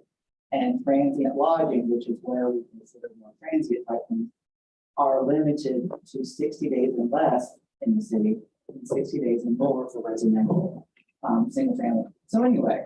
Can you just lean into the microphone more? So we have two options in discussions of vacation rentals. Option one is to continue status quo.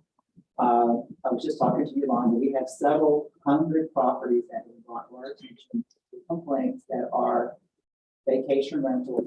Many of them have a Lakeport business residence residential rental, which stipulates they have to be leased for 60 days or more. I've heard the grapevine and research our sales agents have seen just 500 or 600 vacation rentals operating to some fashion in the city. Option two is to allow their use, but in doing that, they would be allowed anywhere in the city. And we could not have any rules that necessarily govern restricting their use or impeding their operation, such as the minimum lease term has to be 3 days, or it can't be 1 day or less. Christy can help getting that a little bit more. So the previous commission asked us to do different things. Was one, to prepare a white paper on what the city's options were in terms of option two. If the city opened the door for vacation rentals, what could be put in place to help them? So the white paper was provided to you. Here's a summary of it. It's a registration form, payment of an applicable fee. Keep in mind that the business tax receipt schedule cannot be modified. So the only fee we can charge is one or two. One is the miscellaneous fee as a residential rental, or they could be qualified as a motel hotel and pay a minimum fee, and then an additional fee based on the number of rooms, not the number of occupants. Then there's also the requirement of having a copy of the registration with the state, payment of hotel motel taxes, and other items such as that. Based on what has been put in place by some other jurisdictions, we'd just like to have possibly a site sketch showing what amenities are there that are being used as a vacation rental. But some people may use a vacation rental as a guest house, maybe the main house, maybe both. Where's off-street parking going to occur? What types of other amenities might that facility have? So those were listed. Then also an interior sketch that shows how many rooms there might be. But we really have a very robust property file. It doesn't, it's not necessarily all configuration. And the number of bedrooms to help identify how many residents would be or guests would be at that potential. Based on that, it could be occupancy limit based on the sketch and the number of bedrooms. We would want to have possibly proper, identification. Remember what we talked about in the previous presentation. Who can someone call in case of emergency? Numerous ones of our vacation rental are operated by credit card. The owners are not there. The person checks in with a credit card, checks out with a credit card. I'm not quite sure how the maintenance of it all takes place, but there really is no personal interaction with the guests and the owner of the property or a manager. Wellington is putting some parking restrictions.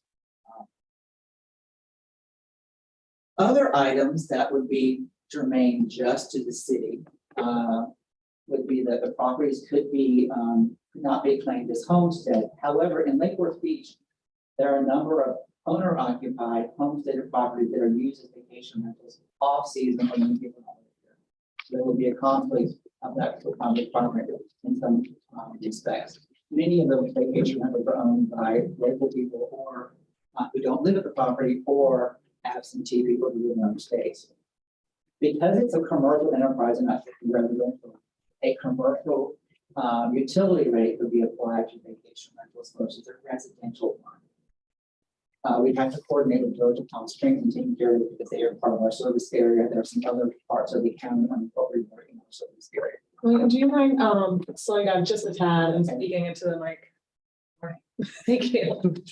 But we're on top of it. The youth occupancy inspection description be applied. And the fire marshal, which would not be required for residential, could be applied if it were commercial.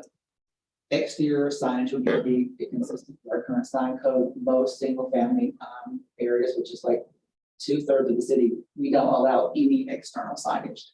However, I know there's been some interest in some commissioners in having some kind of little sign in people's windows if they were a residential rental property. Stipulates that you have a residential business license, some kind of like something very similar to an alarm system sticker. And so that could be the external signage. Oh, this is a vacation rental. It has a business license. We could put in place additional criteria in our chronic nuisance and nuisance abatement ordinances that do specific calls of service related to vacation rentals. That's a little more complicated as it's already complicated enough. So get a handle on that. We could equate vacation rentals to the same as a hotel a lodging facility and have them meet the same regulations as land development regulations. Which would be, Well, that would be, there was discussion that hotels like this could be allowed in a multi-family neighborhood and call them motels limited stay. Some of them are required a number of units could be conditional use, could be initial use. It would not be calling them vacation rentals or short-term rentals. It's a workaround where we could allow this to happen in residential properties, but only in the mixed use multi-family neighborhoods. We could establish parking requirements depending on the occupancy level. Unfortunately, as you all are aware, many of our residential properties have limited off-street parking, if any at all. So having a parking requirement that based on the number of rooms and the number of potential guests might kick many of the vacation rentals out of the picture. We could not make the parking requirement. We also talked about potential fee schedule for violations and fine amounts when operating the rental without the appropriate licenses and certifications. And those were mentioned earlier, the ones with the state and the county. We could also, because it is a commercial type use, apply commercial fire code and accessibility requirements to vacation rentals. Again, that would be very expensive. Almost none of the house I'm aware of could meet the accessibility requirements for ADA They're getting into the building for the restrooms or bathrooms. And wouldn't the commercial fire code, does that now require sprinkler It systems? could require sprinklers if there's like more than one vacation rental in the same building, multiple floors, because there are multifamily buildings that are residential now, but when you have a change of occupancy to commercial, it may have to be fire rated or provide the sprinkler system. There's also the potential of treating the residences as commercial formal changes and gets into the building code and fire code, changing their formal use and occupancy from residential to a commercial, which would kick in other requirements potentially that may involve structural, electrical, mechanical, and plumbing. Because when you do a formal change of use and occupancy, the structure has to be brought up to current code. There are some exceptions for historic properties within the existing code. I have a question, because I'm trying to keep in my mind the two separate uses that we see a lot for these short-term rentals, and one is where the owners live on the property, just rent one part of the house or structure out, and the other one where they rent the whole one out. So I don't see how you would change it from residential to commercial if you're only renting one room out of your house. So that's part of the challenge, is that once you go down the road of vacation rentals, whatever rules are put in place affect all of them. But if it's owner occupied and you're just renting out a piece of it, I wouldn't think that we would. Well, that's part of the challenge of what we're doing. Some of them, say it's an accessory dwelling unit being rented out as a vacation rental, that would have to meet the commercial building and fire code. If that were the portion of the property being utilized as a vacation rental versus the main house is owned and occupied by the property owner. We have the reverse too. We have the main house principal structure is being rented out as a vacation rental, and the owners of the property live in the guest house when they come to visit, or the accessory dwelling unit. We have lots of those in the city. So all of these are options. The previous commission asked Christy and I, we spent 3 months basically giving you what we felt were the options you could look at legally that we put in place to help ensure that vacation rentals might not become a problem in the city, because we have as many complaints against them as we have calls that support them. And it's an issue that's really split the city, at least as long as I've been here, because we have some amazing vacation rental owners, and a lot of buildings that were in really bad shape after the recession were bought by vacation rental owners. And many people who may have lost their property otherwise through a foreclosure went the vacation rental route and were able to maintain ownership of their house or their properties. So there are arguments on both sides. And then Christy and I looked at what all would have to be changed to incorporate any or all of these. And there are 6 areas of the ordinances that would have to be amended, as well as the formal schedule of fees and charges. If we went a certain route, Option 2. right? This is option 2. This is option 2. And all of these things that are here, Madam Attorney, we have the power to do. Yes, Madam Mayor. There's some things, obviously, options that require further coordination. One of the options is looking at charging a commercial rate for the electric utility.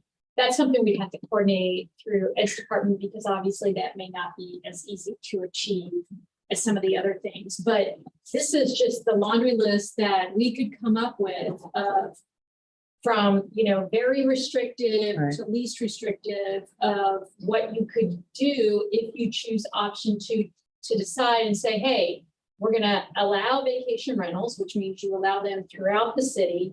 And then this is how we're going to try to regulate them. And we are allowed to do what is here. Right. We're not This was- precluded from it by You're the not statute. precluded from it, and what you can look at is other city ordinances and county ordinances and sort of the requirements and restriction they put in place to try to find that sweet spot of enough enforcement versus over enforcement and that type of issue. It's a hot item, avoided for years by so many people. So if I own a home and I take one of my rooms and rent it out as a vacation rental, if we decide to go this route with commercial utilities, now I'm paying the commercial rate for my entire house. Well, if you rent out a room and you're inhabiting the structure, you don't get into the business of your roommates. That's a roommate, even if So it's when a does it, 2-week I just roommate. want, this is very, I need to really understand all the different things, so because there's so many. The person renting the structure is able to use the whole structure, whether it's the principal structure or the accessory dwelling unit, or somebody could rent both of them in tandem when it comes to vacation rental. We don't look at, and God forbid that we go down this road, that we parcel out that renting a partial pieces No. of residences. Right, That is something I know that we just have no ability to enforce. but the ADU would, I guess, have its own meter. Well, So- that could be part of the requirements in order for it to have, say, the owners living in the principal structure or the ADU, and you want to have a residential utility rate, you may have to have two meters. And many of our accessory dwelling units, in order to qualify them as being grandfathered in, because the single family residential areas technically aren't allowed to have them anymore. Most of the accessory dwelling units have their own electric meters. The water meter is a different story.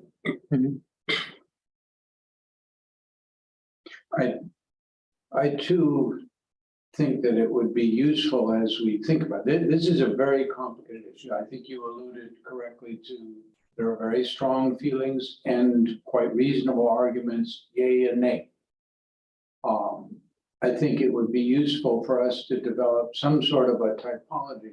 And I think in our minds, a lot of us have a different reaction to something where the owner lives on site within the property, whether in one of the two units or whatever. That's different in a lot of people's minds than the owner lives in San Francisco and we've never heard of them. And that's sort of at the other extreme. Or the owner isn't a person, the owner is a company that owns 50 of these things. We either allow them regardless of where the owner lives, on property, off property, in Timbuktu, on Planet Bars, or we don't. We cannot differentiate that, okay, it can be a vacation rental if you live in Florida. Or if you own the property and live on it. If you're homesteaded, if you're homesteaded, You have to be here 6 months in a different. no, and you're legitimately homesteaded, but you have an ADU or you have a couple extra bedrooms that you want, I think, I think for your sake, let's Yeah, thank you. make it clear. If I had extra bedrooms in my tiny cottage, I could rent them out. It's like a roommate, you come and stay for a couple, it's different. You're not, And you can rent them on one of these sites, Airbnb sites. And that doesn't Yeah. matter, like, none of our. because you're business. living in the house. This is where I'm sort of coming down on it, because you're living in the house. I also think that if it's an ADU, that if the owner is living on the property, because one of the complaints that we get are party houses. With the complaints that we get are there's parties, it's disruptive to there's no continuity to the neighborhood because people are coming and going. But if an owner lives there and rents out an ADU or rents out the big house, I think that moots that point. Well, it does, however, but again, the state has preempted us from being able to make the distinction that if you live in the primary structure and it's homesteaded, you can have your ADU vacation rentals. We either allow vacation rentals or we don't. And this is a very important piece for us to understand. And that portion of it, if I understand correctly, is totally out of our control. That's state law. So right now, we're in some sort of weird status where they exist in noticeable quantities. They are some have some degrees of licenses with us or with the county or whatever. Some don't, we don't know. And they aren't legal, but they aren't illegal. It's mushy. Well, it's What not I'm that, understanding is- what's mushy is the enforcement. Our ordinance is clear, 60 days or more is when I used to thought it was 6 months, 60 days. Anything less than 60 days is transient housing and not allowed, or unless it's a motel. But anything, what the issue I think has been is the city's position and enforcement. We're not really, for a while, there was a little enforcement going on, it was freaking Well, there was people some out. enforcement if there were issues related to something more than just the vacation rental. We've had several where there were noise Right. issues, trash and debris, the building's maintenance was all. Right. We've gotten phone calls, oh, my vacation rental is a pigsty. Sorry, Yeah. it's supposed to have tenant A, B, and C there living there for 60 days or more. We can help you, but here is the name of the property owner if we had it. We haven't had a lot of those, but it's been some. And then other ones where, PBSO's been involved in it more than on code compliance, but we've had, especially in South Palm Park and a couple in the College Park, where there's been noise issues that have been to be predicted. They haven't risen to the level of being a chronic nuisance case. And to me, it seems like in our thinking as a community, it's worth thinking, this is my opinion, nothing else. It's worth separating out what are the impacts on neighbors. So if the impact is noise, or the impact is there are 15 cars parked there, I don't really care whether the noise got there because it's a short-term rental or the noise got there because, you know, it was the family invited everybody over and they made racket till 4 a.m. We have a noise ordinance that in theory, if we enforce it, takes care of that problem. Similar with the parking, I don't know if we have any enforcement, but we could. I think it makes sense to focus on those aspects through other regulations. Because it seems to me that it's quite possible to make a short-term rental that doesn't have those impacts. And you might even be able to put in some regulations that make the likelihood of those things happening a lot less. We have a lot of very well-run vacation rentals that people would never know were vacation rental. Exactly. And most of them are in, from what I am, getting a little experience, most of them are in very good shape structurally. The properties are maintained, They have to be. They have an interest. Well, they're getting a very good premium for renting them out that way, and so they have to look at certain. I think one of the issues, aside from the noise and those sorts of complaints, one of the issues, and I have a condo, I have run as an vacation rental. I'm doing it more long-term now, but it was, it was a lovely bit of income and it was in a multifamily. So it was, but I think one of the issues that people have with the short-term rental, so I'm personally in favor of them, but I also see there's other ways to look at it. The continuity of a neighborhood. I think this is one of the that I've heard from people, and so well, two things. They take away from available rentals for people looking to rent a permanent home. It cuts down on the inventory of available rentals. And the other thing is just in a continuity of a neighborhood. If you're in a neighborhood and you've got 3, rentals on the back, you don't live in a neighborhood, you live in the middle of people coming and going. So, and those, like you said, those are extremely valid issues. How do we deal with them? That's the question. So And an additional one is if it's this case where somebody's buying the whole house, putting a lot of work into it, the price that's driving up house prices also in the community. Well, And that's house prices have other reasons to go up, but you're limiting the market for people to actually live there.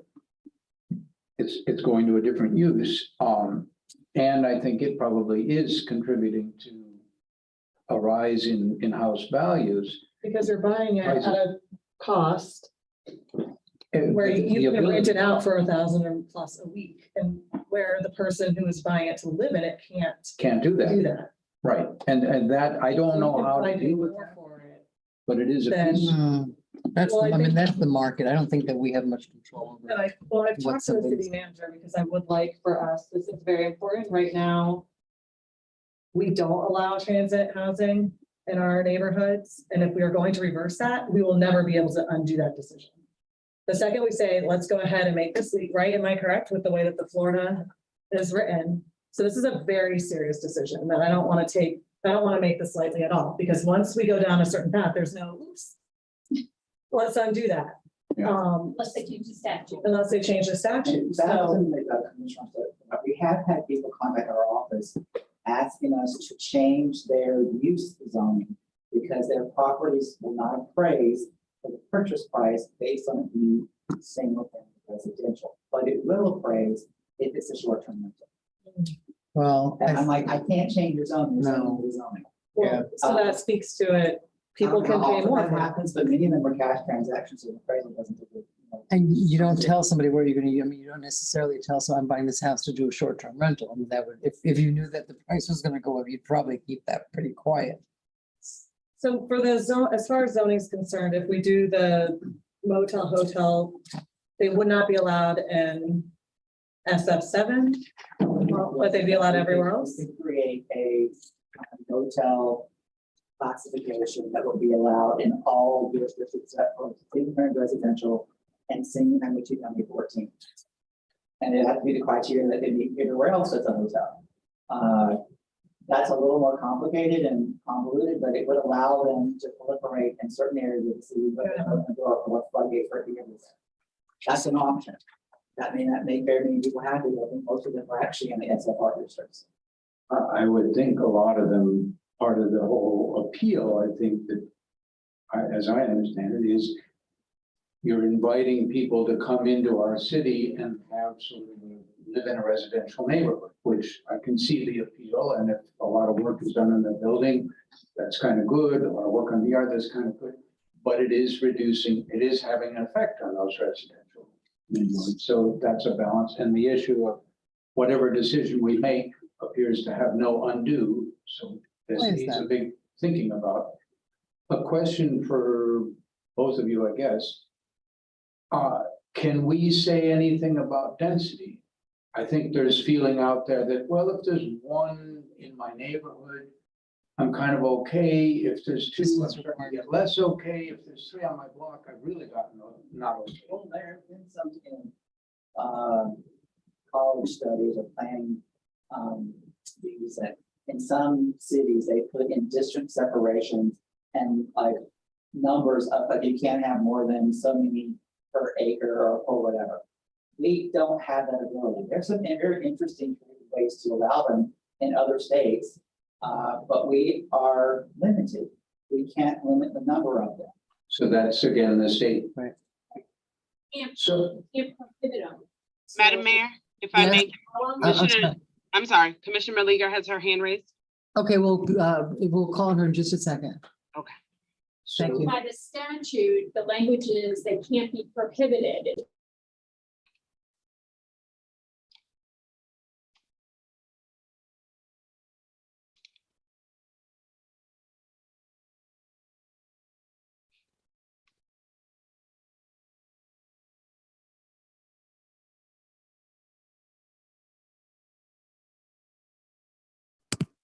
Hello? Can you hear me? Oh, I can't hear you guys. Okay, I said I will be with you. I just heard you. Okay. We'll call you in just a second. part of your line of thinking is, okay, we're restricted at the state level, and we would like to have a more sensible restriction, maybe a density one, or maybe in certain zoning, or whatever it is, some flavor. We can't do that by the state. We're either in or we're out. Right. With no, But these ability. restrictions, and your thought, I think, if I'm hearing right, is, well, what if we call them motels, or call them something else? Does that let us have a more adapted, locally adapted way of regulating? Is that a fair assessment of what you're thinking is? That's sort of another option, like a hybrid, where you wouldn't be calling them vacation rentals under the state statute. It would be a different definition. I Cigar don't know. stores. That would mean that you couldn't qualify in the definition of vacation rental under the statute. I think it would have to be a longer duration. But you could carve out something like that in your code to allow something less than 60 days, but you'd have to stay away from it following to the definition of vacation rental. Because if it falls into the definition of vacation rental under the state statute, we're Yeah. preempted.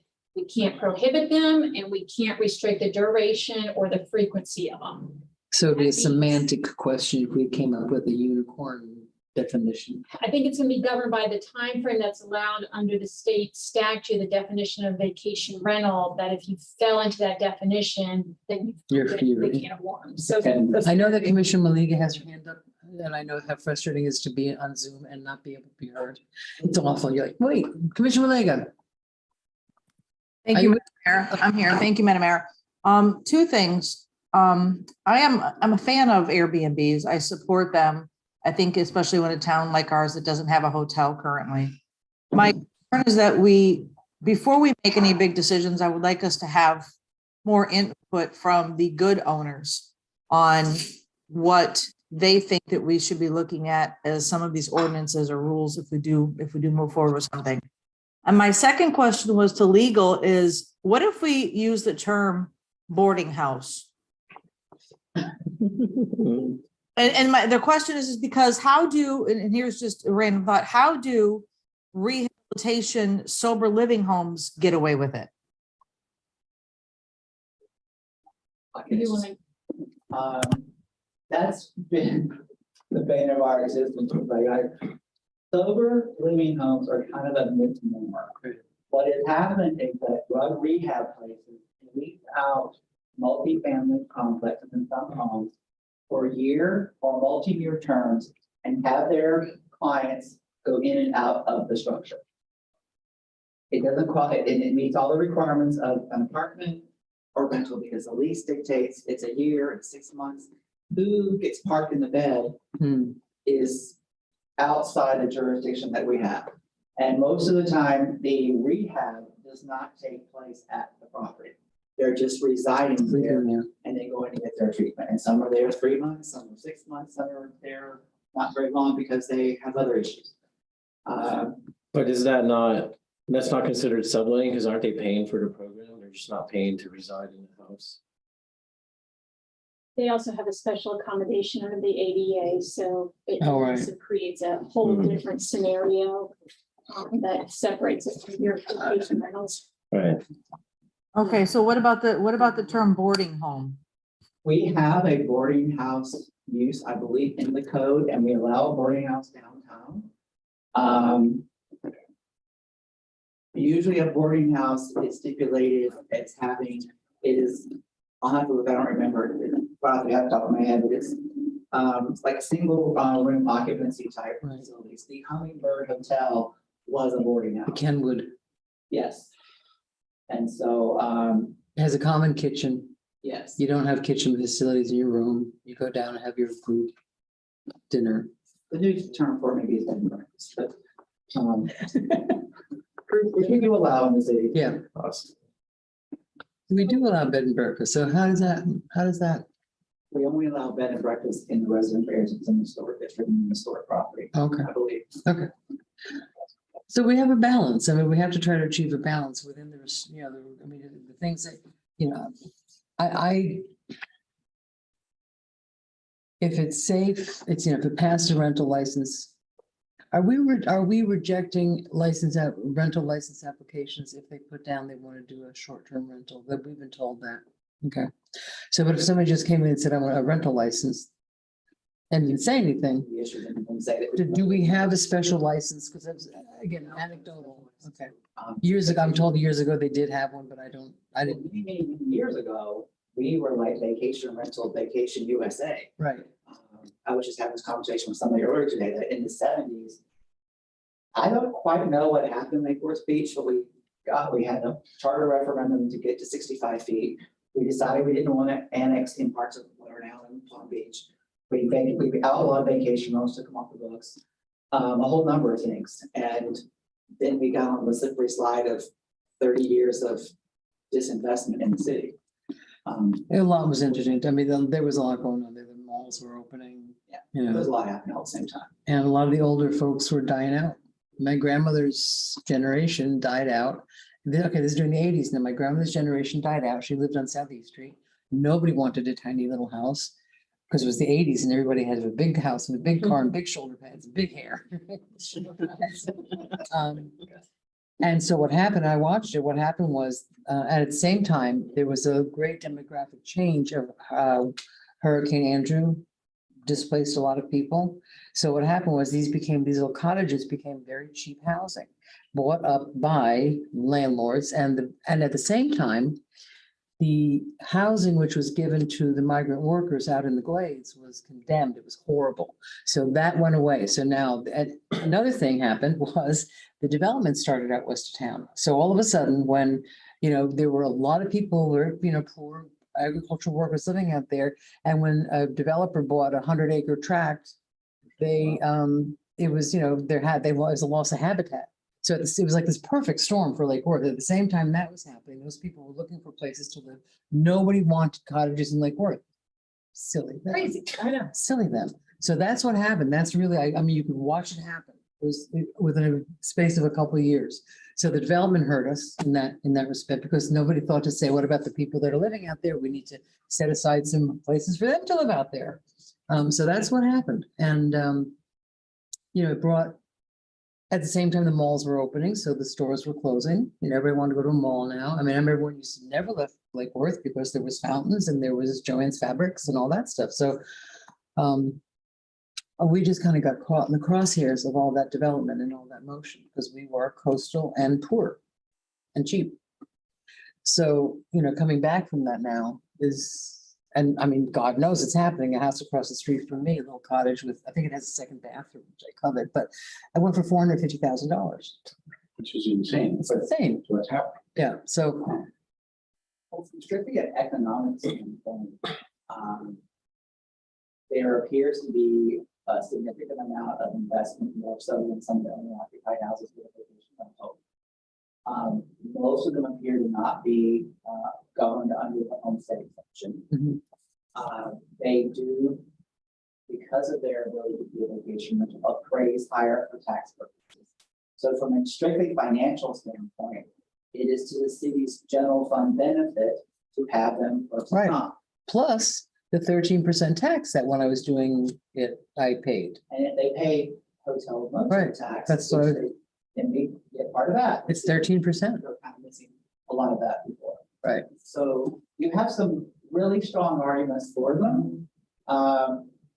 The flavor of Lake Worth Beach being a community of neighborhoods and neighborhood advocates are your strongest group that seems to be opposing them, or the fact or the fear that as they proliferate, the fabric of the neighborhood will fall apart. How many vacation homes we discussed earlier does it take before it doesn't look a pretty big neighborhood anymore, where you can walk out and know your neighbor and watch each other's kids and Right. ride bicycles in the street? I don't know that number. It may be 5 in one neighborhood and it might be 15 in another one. I don't think anyone's ever gonna Most, magic number, but again, here, if they're allowed, it could be every house on the street becomes a safe vacation rental. And given the return on investment, it's not a crazy Mhm. scenario to think of that a lot of them would go to that. It might self-regulate that at some point when Airbnb says, hey, this whole block is all Airbnbs or vacation rental by owner, whatever it is. And there's no neighborhood to enjoy as you come here, maybe it would start backing off. But I don't think we want to push it to that end. I guess one of the things I'm wondering is if we found some way, in a very dumb version of, we're gonna call them all cigar stores. So now we're clear from the state statute. Everybody agrees to call them cigar stores. We call up Airbnb and Airbnb says, okay, we understand in Lake Worth it's a cigar store. You can come stay here. They're funny cigar stores, but is there some mechanism that we could put some degree of regulations? Particularly, I think somebody mentioned that there are successful owners of these who manage them very well and would probably help us build regulations that would help deal with the ones that are less scrupulous. Is there some mechanism and that we might be able to deal with the density thing? We have densities on other things in the city. I don't know about cigar stores, but tattoo parlors, I believe we have a density. but they just said we can't do that. Well, if you call them cigar stores. Well, but they're not cigar stores. Well, no, but we have clever attorneys. Here's the hybrid sort of option. Right now, we don't allow anything less than 60 days. Under the definition I was just looking at for vacation rental, which is also a transient public lodging establishment under the statute, it's a one unit or multiple units that are rented out more than 3 times a year for a period of 30 days or less. So you would have to come up with a definition of these cigar stores that fits between that statute and our 60-day period. And then somehow try to enforce that they're not falling into the vacation rental and are in between those two definitions. If you can do that and then come up with how you're going to then further enforce them in different zoning districts and different densities, you could do that. I don't know that that's necessarily gonna really solve the issue, because then still people are still gonna want to do vacation rentals that are gonna fall into that state statute definition. And all you've really done is created another category that's between our existing. That you can't enforce. Yeah, so it is creative. And it is something that if all of a sudden there was this new, hybrid model that came out there where people were wanting to stay places longer and use that kind of model, that might be something to consider. But if you look at talking about the regular vacation rental where it's less than 30 days, it's more than 3 times a year, you're renting it out, then you've got to just look at option 1 and option 2. And option 1 is just. Option 1 is sticking with the current interpretation that's been in place since 2010, that we don't permit anything less than. And 60 days. enforce it. That's the, I mean, if And we, then enforce it as we have, or. how do you enforce it? I You mean, get complaints, it's complaint driven, Okay, it's right. complaint driven. So if someone's got noise issues, overcrowding issues, Mhm. parking issues, we use the current. that becomes the problem. What, Christie isn't aware of, and Yolanda and Bobby can speak to this a little bit too. I can't quite hear you. Is that we have a list of, I think one person turned over 100 vacation rentals and saying, you need to cite them for being a vacation. Right. They're not allowed in the city. Right. So we go down the road of tier 1 and they're not allowed. We have a citizen complaint on the record. Mhm. That person wants a notice of violation. Yeah. Sent out as soon as you all get a policy direction, that enforced. And that person calls and bothers us like every 10 days. Just to keep you on your toes. Yes, I'm like, we're having a workshop, we're gonna get there eventually. So And- that one, and I think we have talked about being prepared, we have to defend our decision legally. And isn't there also in the scenario you're talking about, aren't you by state statute, if Joe calls up or Jill and makes a complaint, you have to do something? So that's why we have a list. But let me just correct something. So in the code enforcement world, if someone calls up with a complaint, they have to provide their name and address unless it's a life safety issue. Right. So the person who's provided the list of 100, we have to have their name and address. If we have that, we could go and enforce it. What the city always has is discretion of how you enforce all your codes. And if someone sends in a list of 100 violating properties and code enforcement officers drive by those properties and don't witness any egregious violations, whereas down the street, there are substantial egregious violations, that may be where our focus is. And that may be where we go to, as opposed to 100 good Airbnb owners that we would never hear from otherwise. So you always maintain your enforcement discretion. I think what staff is looking for is some direction from this policy board Policy. of, do we become more aggressive with going after the Airbnbs that are operating in the city? Do we continue with, we are complaint driven? If they're becoming a nuisance, we will go after them and take them to the special magistrate who has found them in violation of our code in the past, and we'll do that again. As William mentioned, we're subject to legal challenge always when, someone says, well, you don't have it on your book specifically. Okay, there's that. Then a court might decide the issue for you. So, that direction is what we're kind of looking for in terms of, do we change the status quo? So what I think I hear you saying is that, and it seems to have been sort of an unwritten policy, is that we're really not enforcing the 60 days. We're enforcing problems. We're enforcing, if it becomes a big party, what? We have Impact, tried to yeah. get as many of them to at least have a Lake Course residential business license. Right. Well, they should have that. I mean, they should have a rental license to Which begin with. is that, residential, yes, which has a 60-day lock, because many of them need that, a business license in order to register with the county with all their stuff. And so most of them have at least a residential rental business license, Mhm. at a minimum. But it's the next step of, okay, enforcing the 60 days or more and all the rest of How it. do you do that?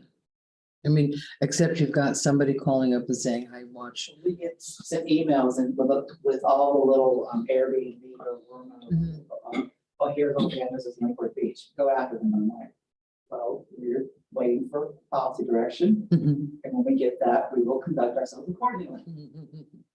Thank you for your complaint. Yeah, to me, again, the balance is, there's such good arguments for them and against them. The availability of rentals is, that's kind of one of the overriding, the balance that we have to look at this point. But they provide people that come to stay in them, go to our Publix, go to our restaurants, go to our beach. These are visitors to the city. We are a tourist town with no place for them to stay. And even when the Gulfstream's up, not everyone wants to stay in a hotel. It's, I don't know what the cost is going to be to stay at the hotel. So, I have nothing philosophically against them. And I also think part of me, and again, because I do have a condo that I've used for that, it's like, who is the city to tell me how I can use my property, on that level? So. Go ahead. Well, I know I get a lot of complaints that people moved into single family homes. They didn't move in, like, they weren't expecting transient lodging in their neighborhoods. That's not what they were expecting. And I still kind of want to separate. And I'm looking at Orlando, they have like a home share that they call, like the home share is a partial rental. And then if it's an entire home rental, it's called a commercial dwelling unit. So I still want to really understand. So if I have an ADU, that's a short-term rental, but if I have a room above my garage, that's not. Yeah, because Because it's attached to my house and it's just a roommate. The state definition of vacation rentals is a unit or several units together. So technically, under the statute, if you're renting out one room in your house and it's transient, then you have a vacation rental unit in your house. Well, and then that's where, you can correct me if I'm wrong, but we have a definition of what a dwelling unit is, and it must have a kitchen, Okay. a bathroom, a bedroom, and a living space. So a room, a bedroom, right. under our code doesn't qualify as a unit. Right, but under the state statute, so that's where you're gonna have some issues where you're trying to separate out. Like, okay, if the owner's actually living there and renting out one room, maybe not much as of an issue as if a whole place is rented out and there's no owner on premises. But under the state statute, it doesn't can't. recognize that distinction. Like, It's still considered a vacation in rental. the older world, and some of us could remember that, the boarding house would be, the owner is on premises, and leases out rooms individually or collectively for a period of time. And thank you, Commissioner Liggett. I was just thinking of, It's a Wonderful Life, and a boarding house, the woman had opened, she's got people coming in and stay with her. Yeah. That could be possibly a short-term rental option, maybe, but it's called a boarding house, and you're renting out rooms, you're not renting out your whole house. Right. But most people, and as far as, it seems like if you're living in the house, that's not the problem. That's not, that's what we're talking about. And I have to say, most of the complaints that I get are from people that live in single family districts, and they are not wanting the extra traffic. And then, I don't really get any complaints from multifamily districts, because although it does have it's a different nature. It's disruptive to the neighborhood still because the people are coming and going, but it's not this expectation of a higher quality of life. Well, I am curious about, so I wrote down the phrase appears to be, that I think you said at one point, William, this appears to be, and we hear from this group of people, we hear that from that group of people, and I'm curious how we can get some more I want to firm up what's actually going on and what impact this is actually having to our neighborhoods. How can you So is know? there a way for us, because you do see articles and you see different posts and groups saying Airbnbs are driving up costs of real estate. Airbnbs are having this kind of impact. They are taking housing off the market. So I know I've talked to the group back there and wasn't sure they're not. We had 500 then, we have 500 now. That's not happening. That's one little slice of information. So how do we get More data. better information How of what's can you? really happening and the impact that this is having on our neighborhoods? I don't really know if that's I'm looking to see quantifiable. Are we allowed to see? No, sorry. But you can always email us. Yeah. Please, email us. We're not making any decisions tonight. This is our first chance to go, what do we do with this problem that everyone's been kicking this can down the road for at least 10 years. Are you willing to meet with us? We always do. Email us and we're pretty accessible. So, I too. well, yeah, I don't know which, if William or the attorney or Carmen. How can we get? So, I mean, one option would just say, we're just not going, as a policy decision, we're not going to enforce that ordinance, the ordinance. And I'm not suggesting that's the answer, but Right. that would be an option, correct, policy wise, that would be, we. Good, but it presents a lot of liability, insurance, sales issues for a number of people who are operators of vacation rentals. We get beaten up a lot if someone's looking at buying one or buying one from someone, they want a zoning verification. Like you have to write them and say, for our Can't do. residents, it can't be leased for anything less than 60 days. Yeah. Yeah. And I don't know, choosing not to enforce it is an option, but in the long run, it's probably going to present some problems to the operators. But the fact, I mean, I don't disagree with you. I'm just playing devil's advocate. We haven't really been enforcing it, but then for a while we started to, and so my phone blew up because all of a sudden people that have been doing it for years, I guess there was a complaint about something, are now getting cited. So, I mean, we're enforcing the problems, like you were talking about, enforcing the noise and the garbage and that sort of thing, but what's the answer? I mean, this is one of the toughest nuts to crack because there's no perfect answer. One thing Commissioner Stokes was getting a little bit, what additional information can staff or the operators of vacation rentals, or people who are against them, provide you or provide us to get to you to help you narrow down your concerns or issues so you can render a decision one way or the other or not make a decision? I think that's a very good starting point. Let's at least get, from whatever means we can get it, you know, folks that are involved in the industry, any of our staff, whatever, the licenses that the county has, whatever sources. How many are there roughly? How many of those fall into, and we could come up with a couple different categories, the rent a room thing, the live on site thing, but rent, you know, out one of the two dwelling units, if it's a two dwelling unit kind of thing. And how many of them where it's just a completely, nobody lives on site, the whole place is rented. Get some sort of numbers on those and in those different categories. I'm not sure we can do that many categories, but we can try. Well, you know, you can always condense. How do you get those? I mean, I'm seeing some, I think we have some help. there's from the some, community. yeah, okay, I was just. Can get us started on that. They've done a lot of Might need to research. verify it a little or whatever, but I think that's doable. Get some idea of the economics of this and the changes over time. If the argument is being made that, oh my gosh, these things are going like a mile a market and, you know, there's not going to be no place left to live in town.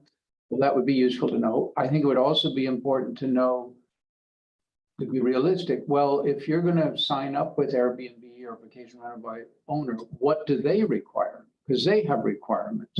They may say, well, if your city doesn't allow them, but your city is doing this, well, that doesn't work for They don't. the Airbnb organization. I don't know. I do, they don't. They don't wait. I've listed on Airbnb, no, a different one, a different service for that kind of thing. No, they don't ask you what the zoning is. Well, let's get that, you know, get clarification on, are there any constraints from the practical side? Oh, sure. We just wanted to, and Mayor, that was one of the things that was in the paper from the county. The county wanted Airbnb industry to be more self-regulated and require them to, before you get on their website, is to provide all the stuff that the county has. You don't start being for license, that you can start in for there's a hotel tax and some other stuff. And I believe that they lobbied the state and did not have to do that. Did not go. Didn't go. Right. That was basically, that's your responsibility, county or city, to do that, not ours as the facilitator of a website that allows you to post their Well, there may be vacation some, available. I suspect that there's a range of things that maybe Airbnb as a national or whatever it is, international organization might or might not want to require. But there may be things that an organization in the community might say, hey, we're willing to go up above and beyond. Well, that'd be That might be voluntary. That'd be something that we can build voluntary. in. And Christie, do you have what Glenn put together 9 years ago that was sort of the voluntary vacation rental property owners association thing? We can revive that, yeah. There was a group, and I don't see any of the people that were here 10 years ago back there, but they had an attorney from Fort Lauderdale who didn't like the idea of what Glenn was pushing. So it was in furtherance of like a vacation neighborhood association. But you don't have to join. You can have a vacation rental, but you wouldn't have to join the group. There were some changes in the state statute since that was first put out there. And though it was kind of voluntary, it was going to be required in legal. I know that's moronic. We are like the beach would be neat.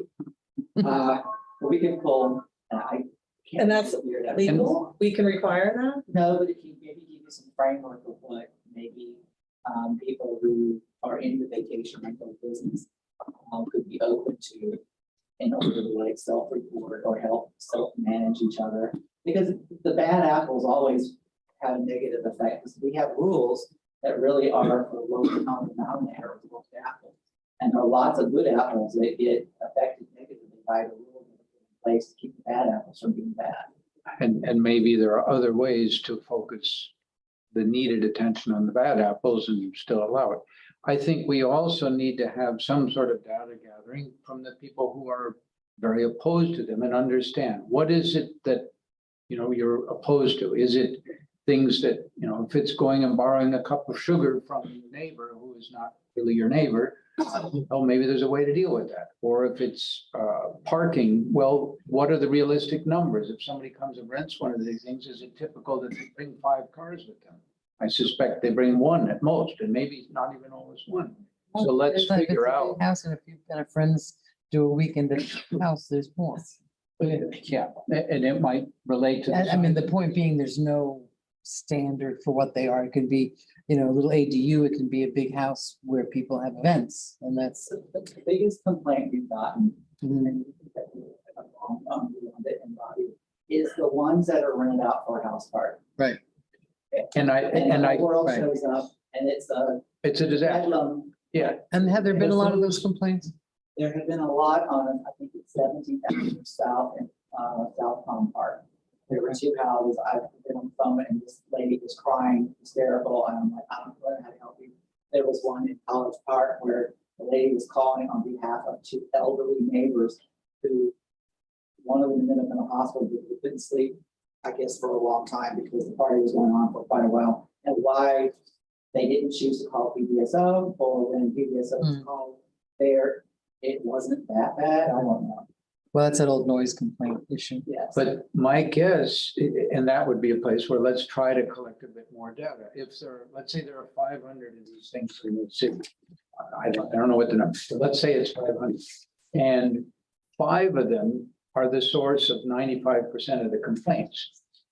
Well, then let's, you know, the other 495 of them, let's not write the regulation based on those 5. Let's beef up our noise enforcement or whatever it is that seems to be the problem.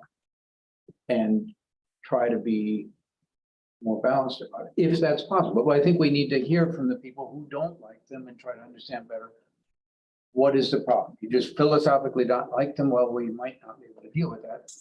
Or is it something else that maybe we can? We can kick this can around and beat this horse all night long. But I think what we should probably do at this point, because I think we've all discussed, you know, the pros and the cons and this, is I think we've got 2 things that we're looking for. One is, what can we get? What information can we get from the pro side and the con side? Mhm. And how do we get that information out to the community? Certainly the pro side and the con side have a network, one would think, you know, they know each other. We have T-shirts in the back there.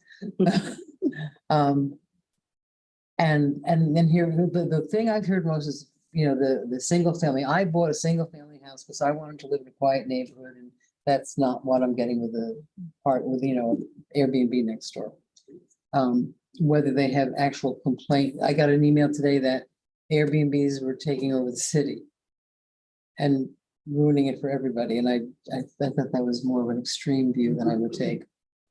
But Although it is something to consider, because I can tell you, I just spent the weekend fly fishing Fort Myers Beach, and Fort Myers Beach is very saturated. I mean, I think they do require signs because nearly every house said this is a big, basically a vacation rental company.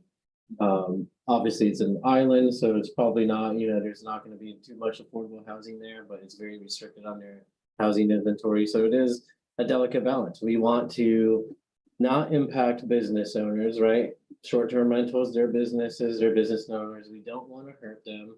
Although I think, I know there's multiple companies and we always say Airbnb, but I would imagine an organization as big as Airbnb, they're going to be protective of their brand, and they don't want to be known as, I would imagine gentrifying, the painful. I mean, I think there's going to be, if they don't care now, they probably should, because there might be a boiling point eventually in the future, especially when we're balancing it with the need for housing and affordable housing. yeah, So I agree, I think I'm still open to discussing with the owners and with the residents. I know I've knocked on a lot of doors. I've heard from a lot of residents what their issues are. We've heard a lot from the owners. I'm welcome to continue that dialogue, but for me, I really want good information. So if there's some way we can find either, I don't know, keep saying FAU, somebody that can do an impact, give us, what is the impact on the housing market? Is this real? Is this not? They can research, what I can Google and pull up any article to support any view that I have, but somebody on staff to go through, find valid articles and information to give to us about the impact that this would have on our housing market, our community. I don't know if there's anybody else that could do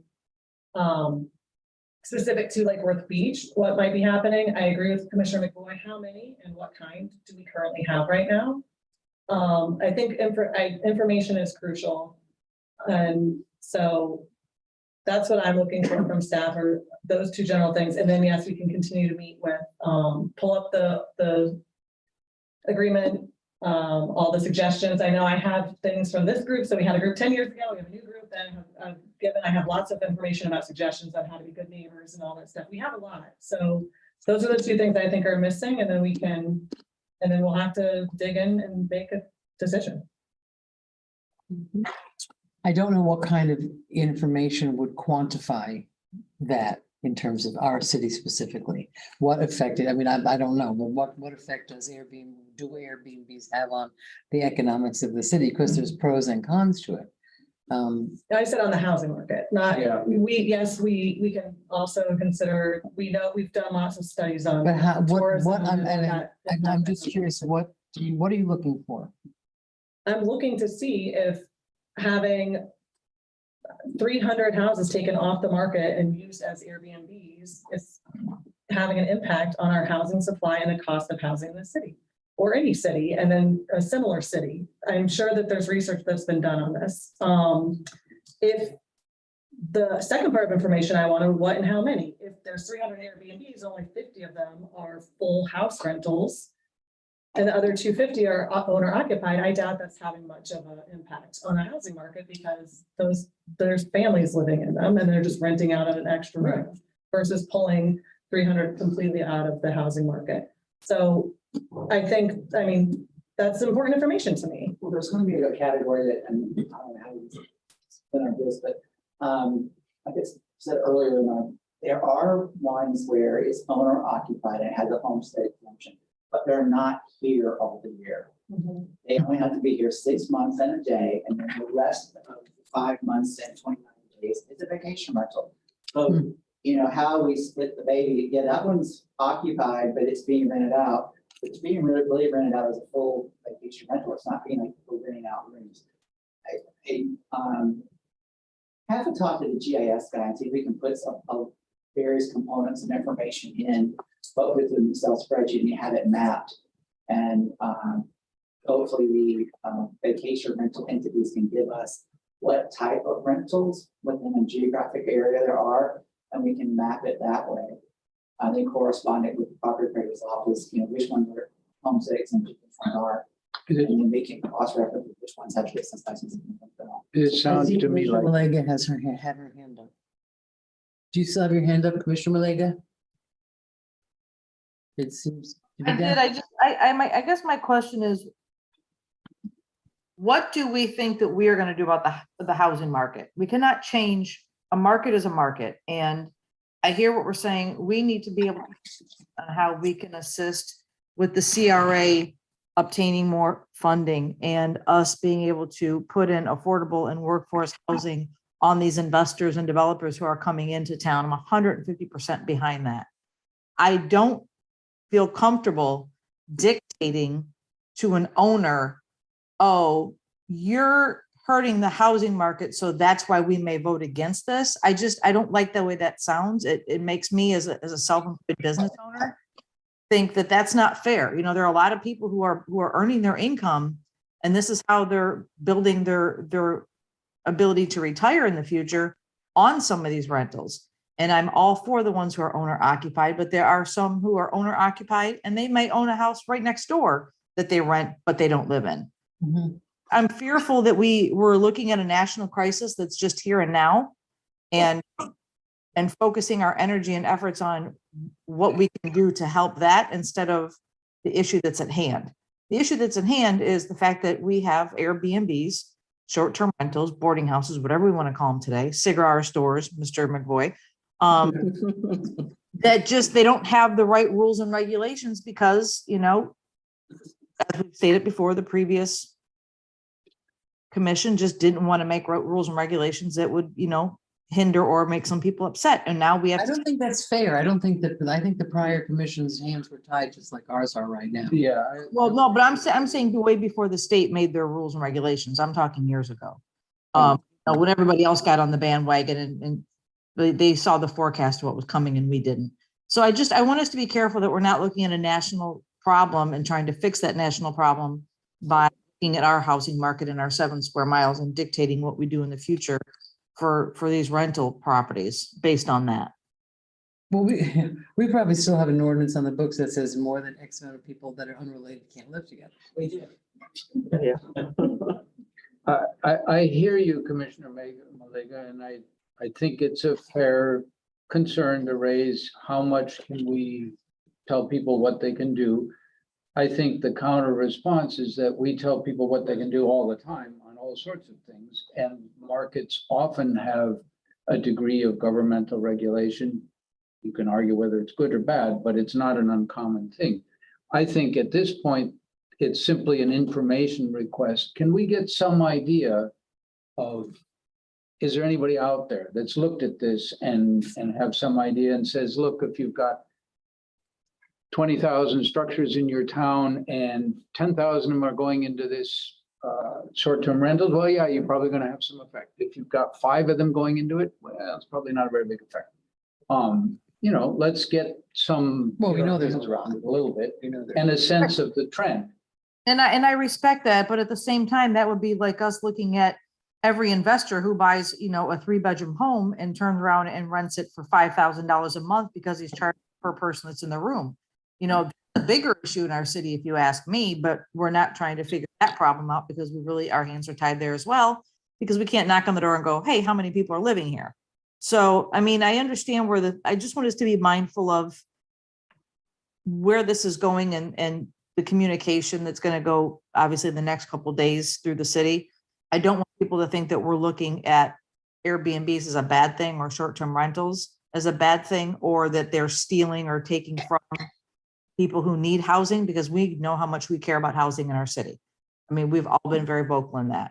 So I'm in support of the data. I just don't want to predicate decisions based on that data personally.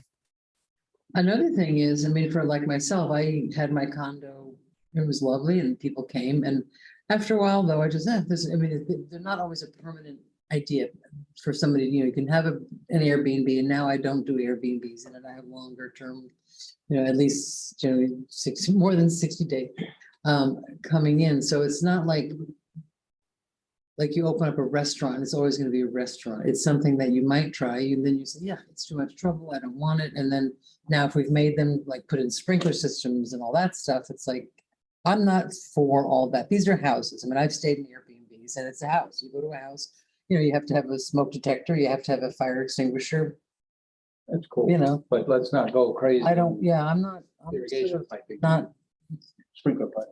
Well, but if we're gonna allow them, we have to allow them. We have to make them legal and we have to find some, whatever. Well, like That's any on the rental. List of options, we don't, obviously, it's not all or nothing, so we don't have to do the fire. well, Sprinklers. that's what I'm saying. I mean, Right. I have, for my regular rentals, I have 3 rentals.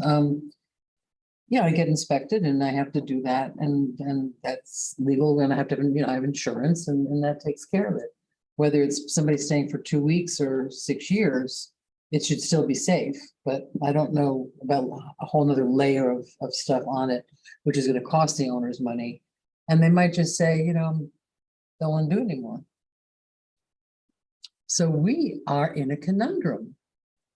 That's not really good. It's like the snake eating its tail. It's just, there's no perfect answer on this one. So directions to staff, and so we're all clear, is we're looking for, Commissioner Stokes is looking for some verifiable, non-anecdotal statement on the effect of Airbnbs in the city of Lake Worth.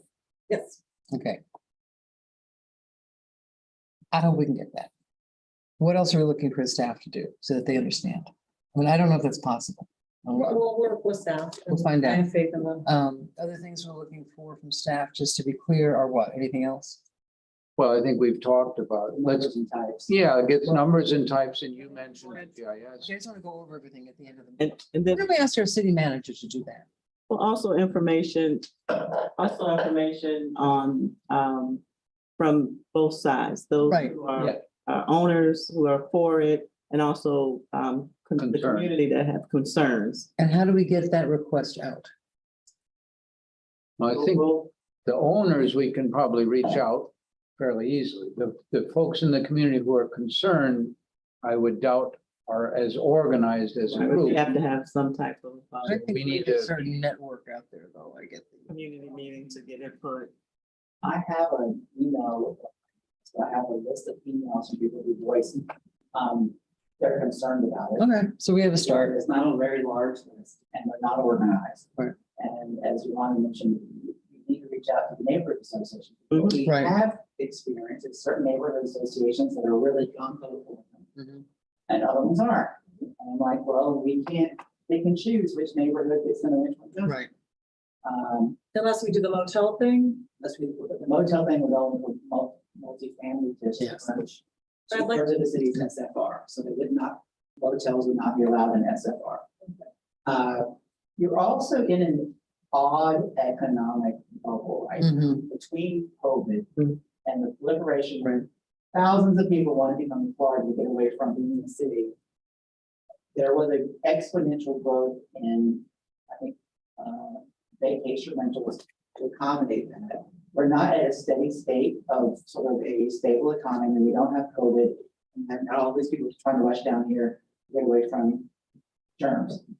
So if we did this study a year and a half from now, it might Might be a little different. because there's a huge demand for them now, but that demand might dissipate some as we move forward. And then if we factor in their recession, who knows?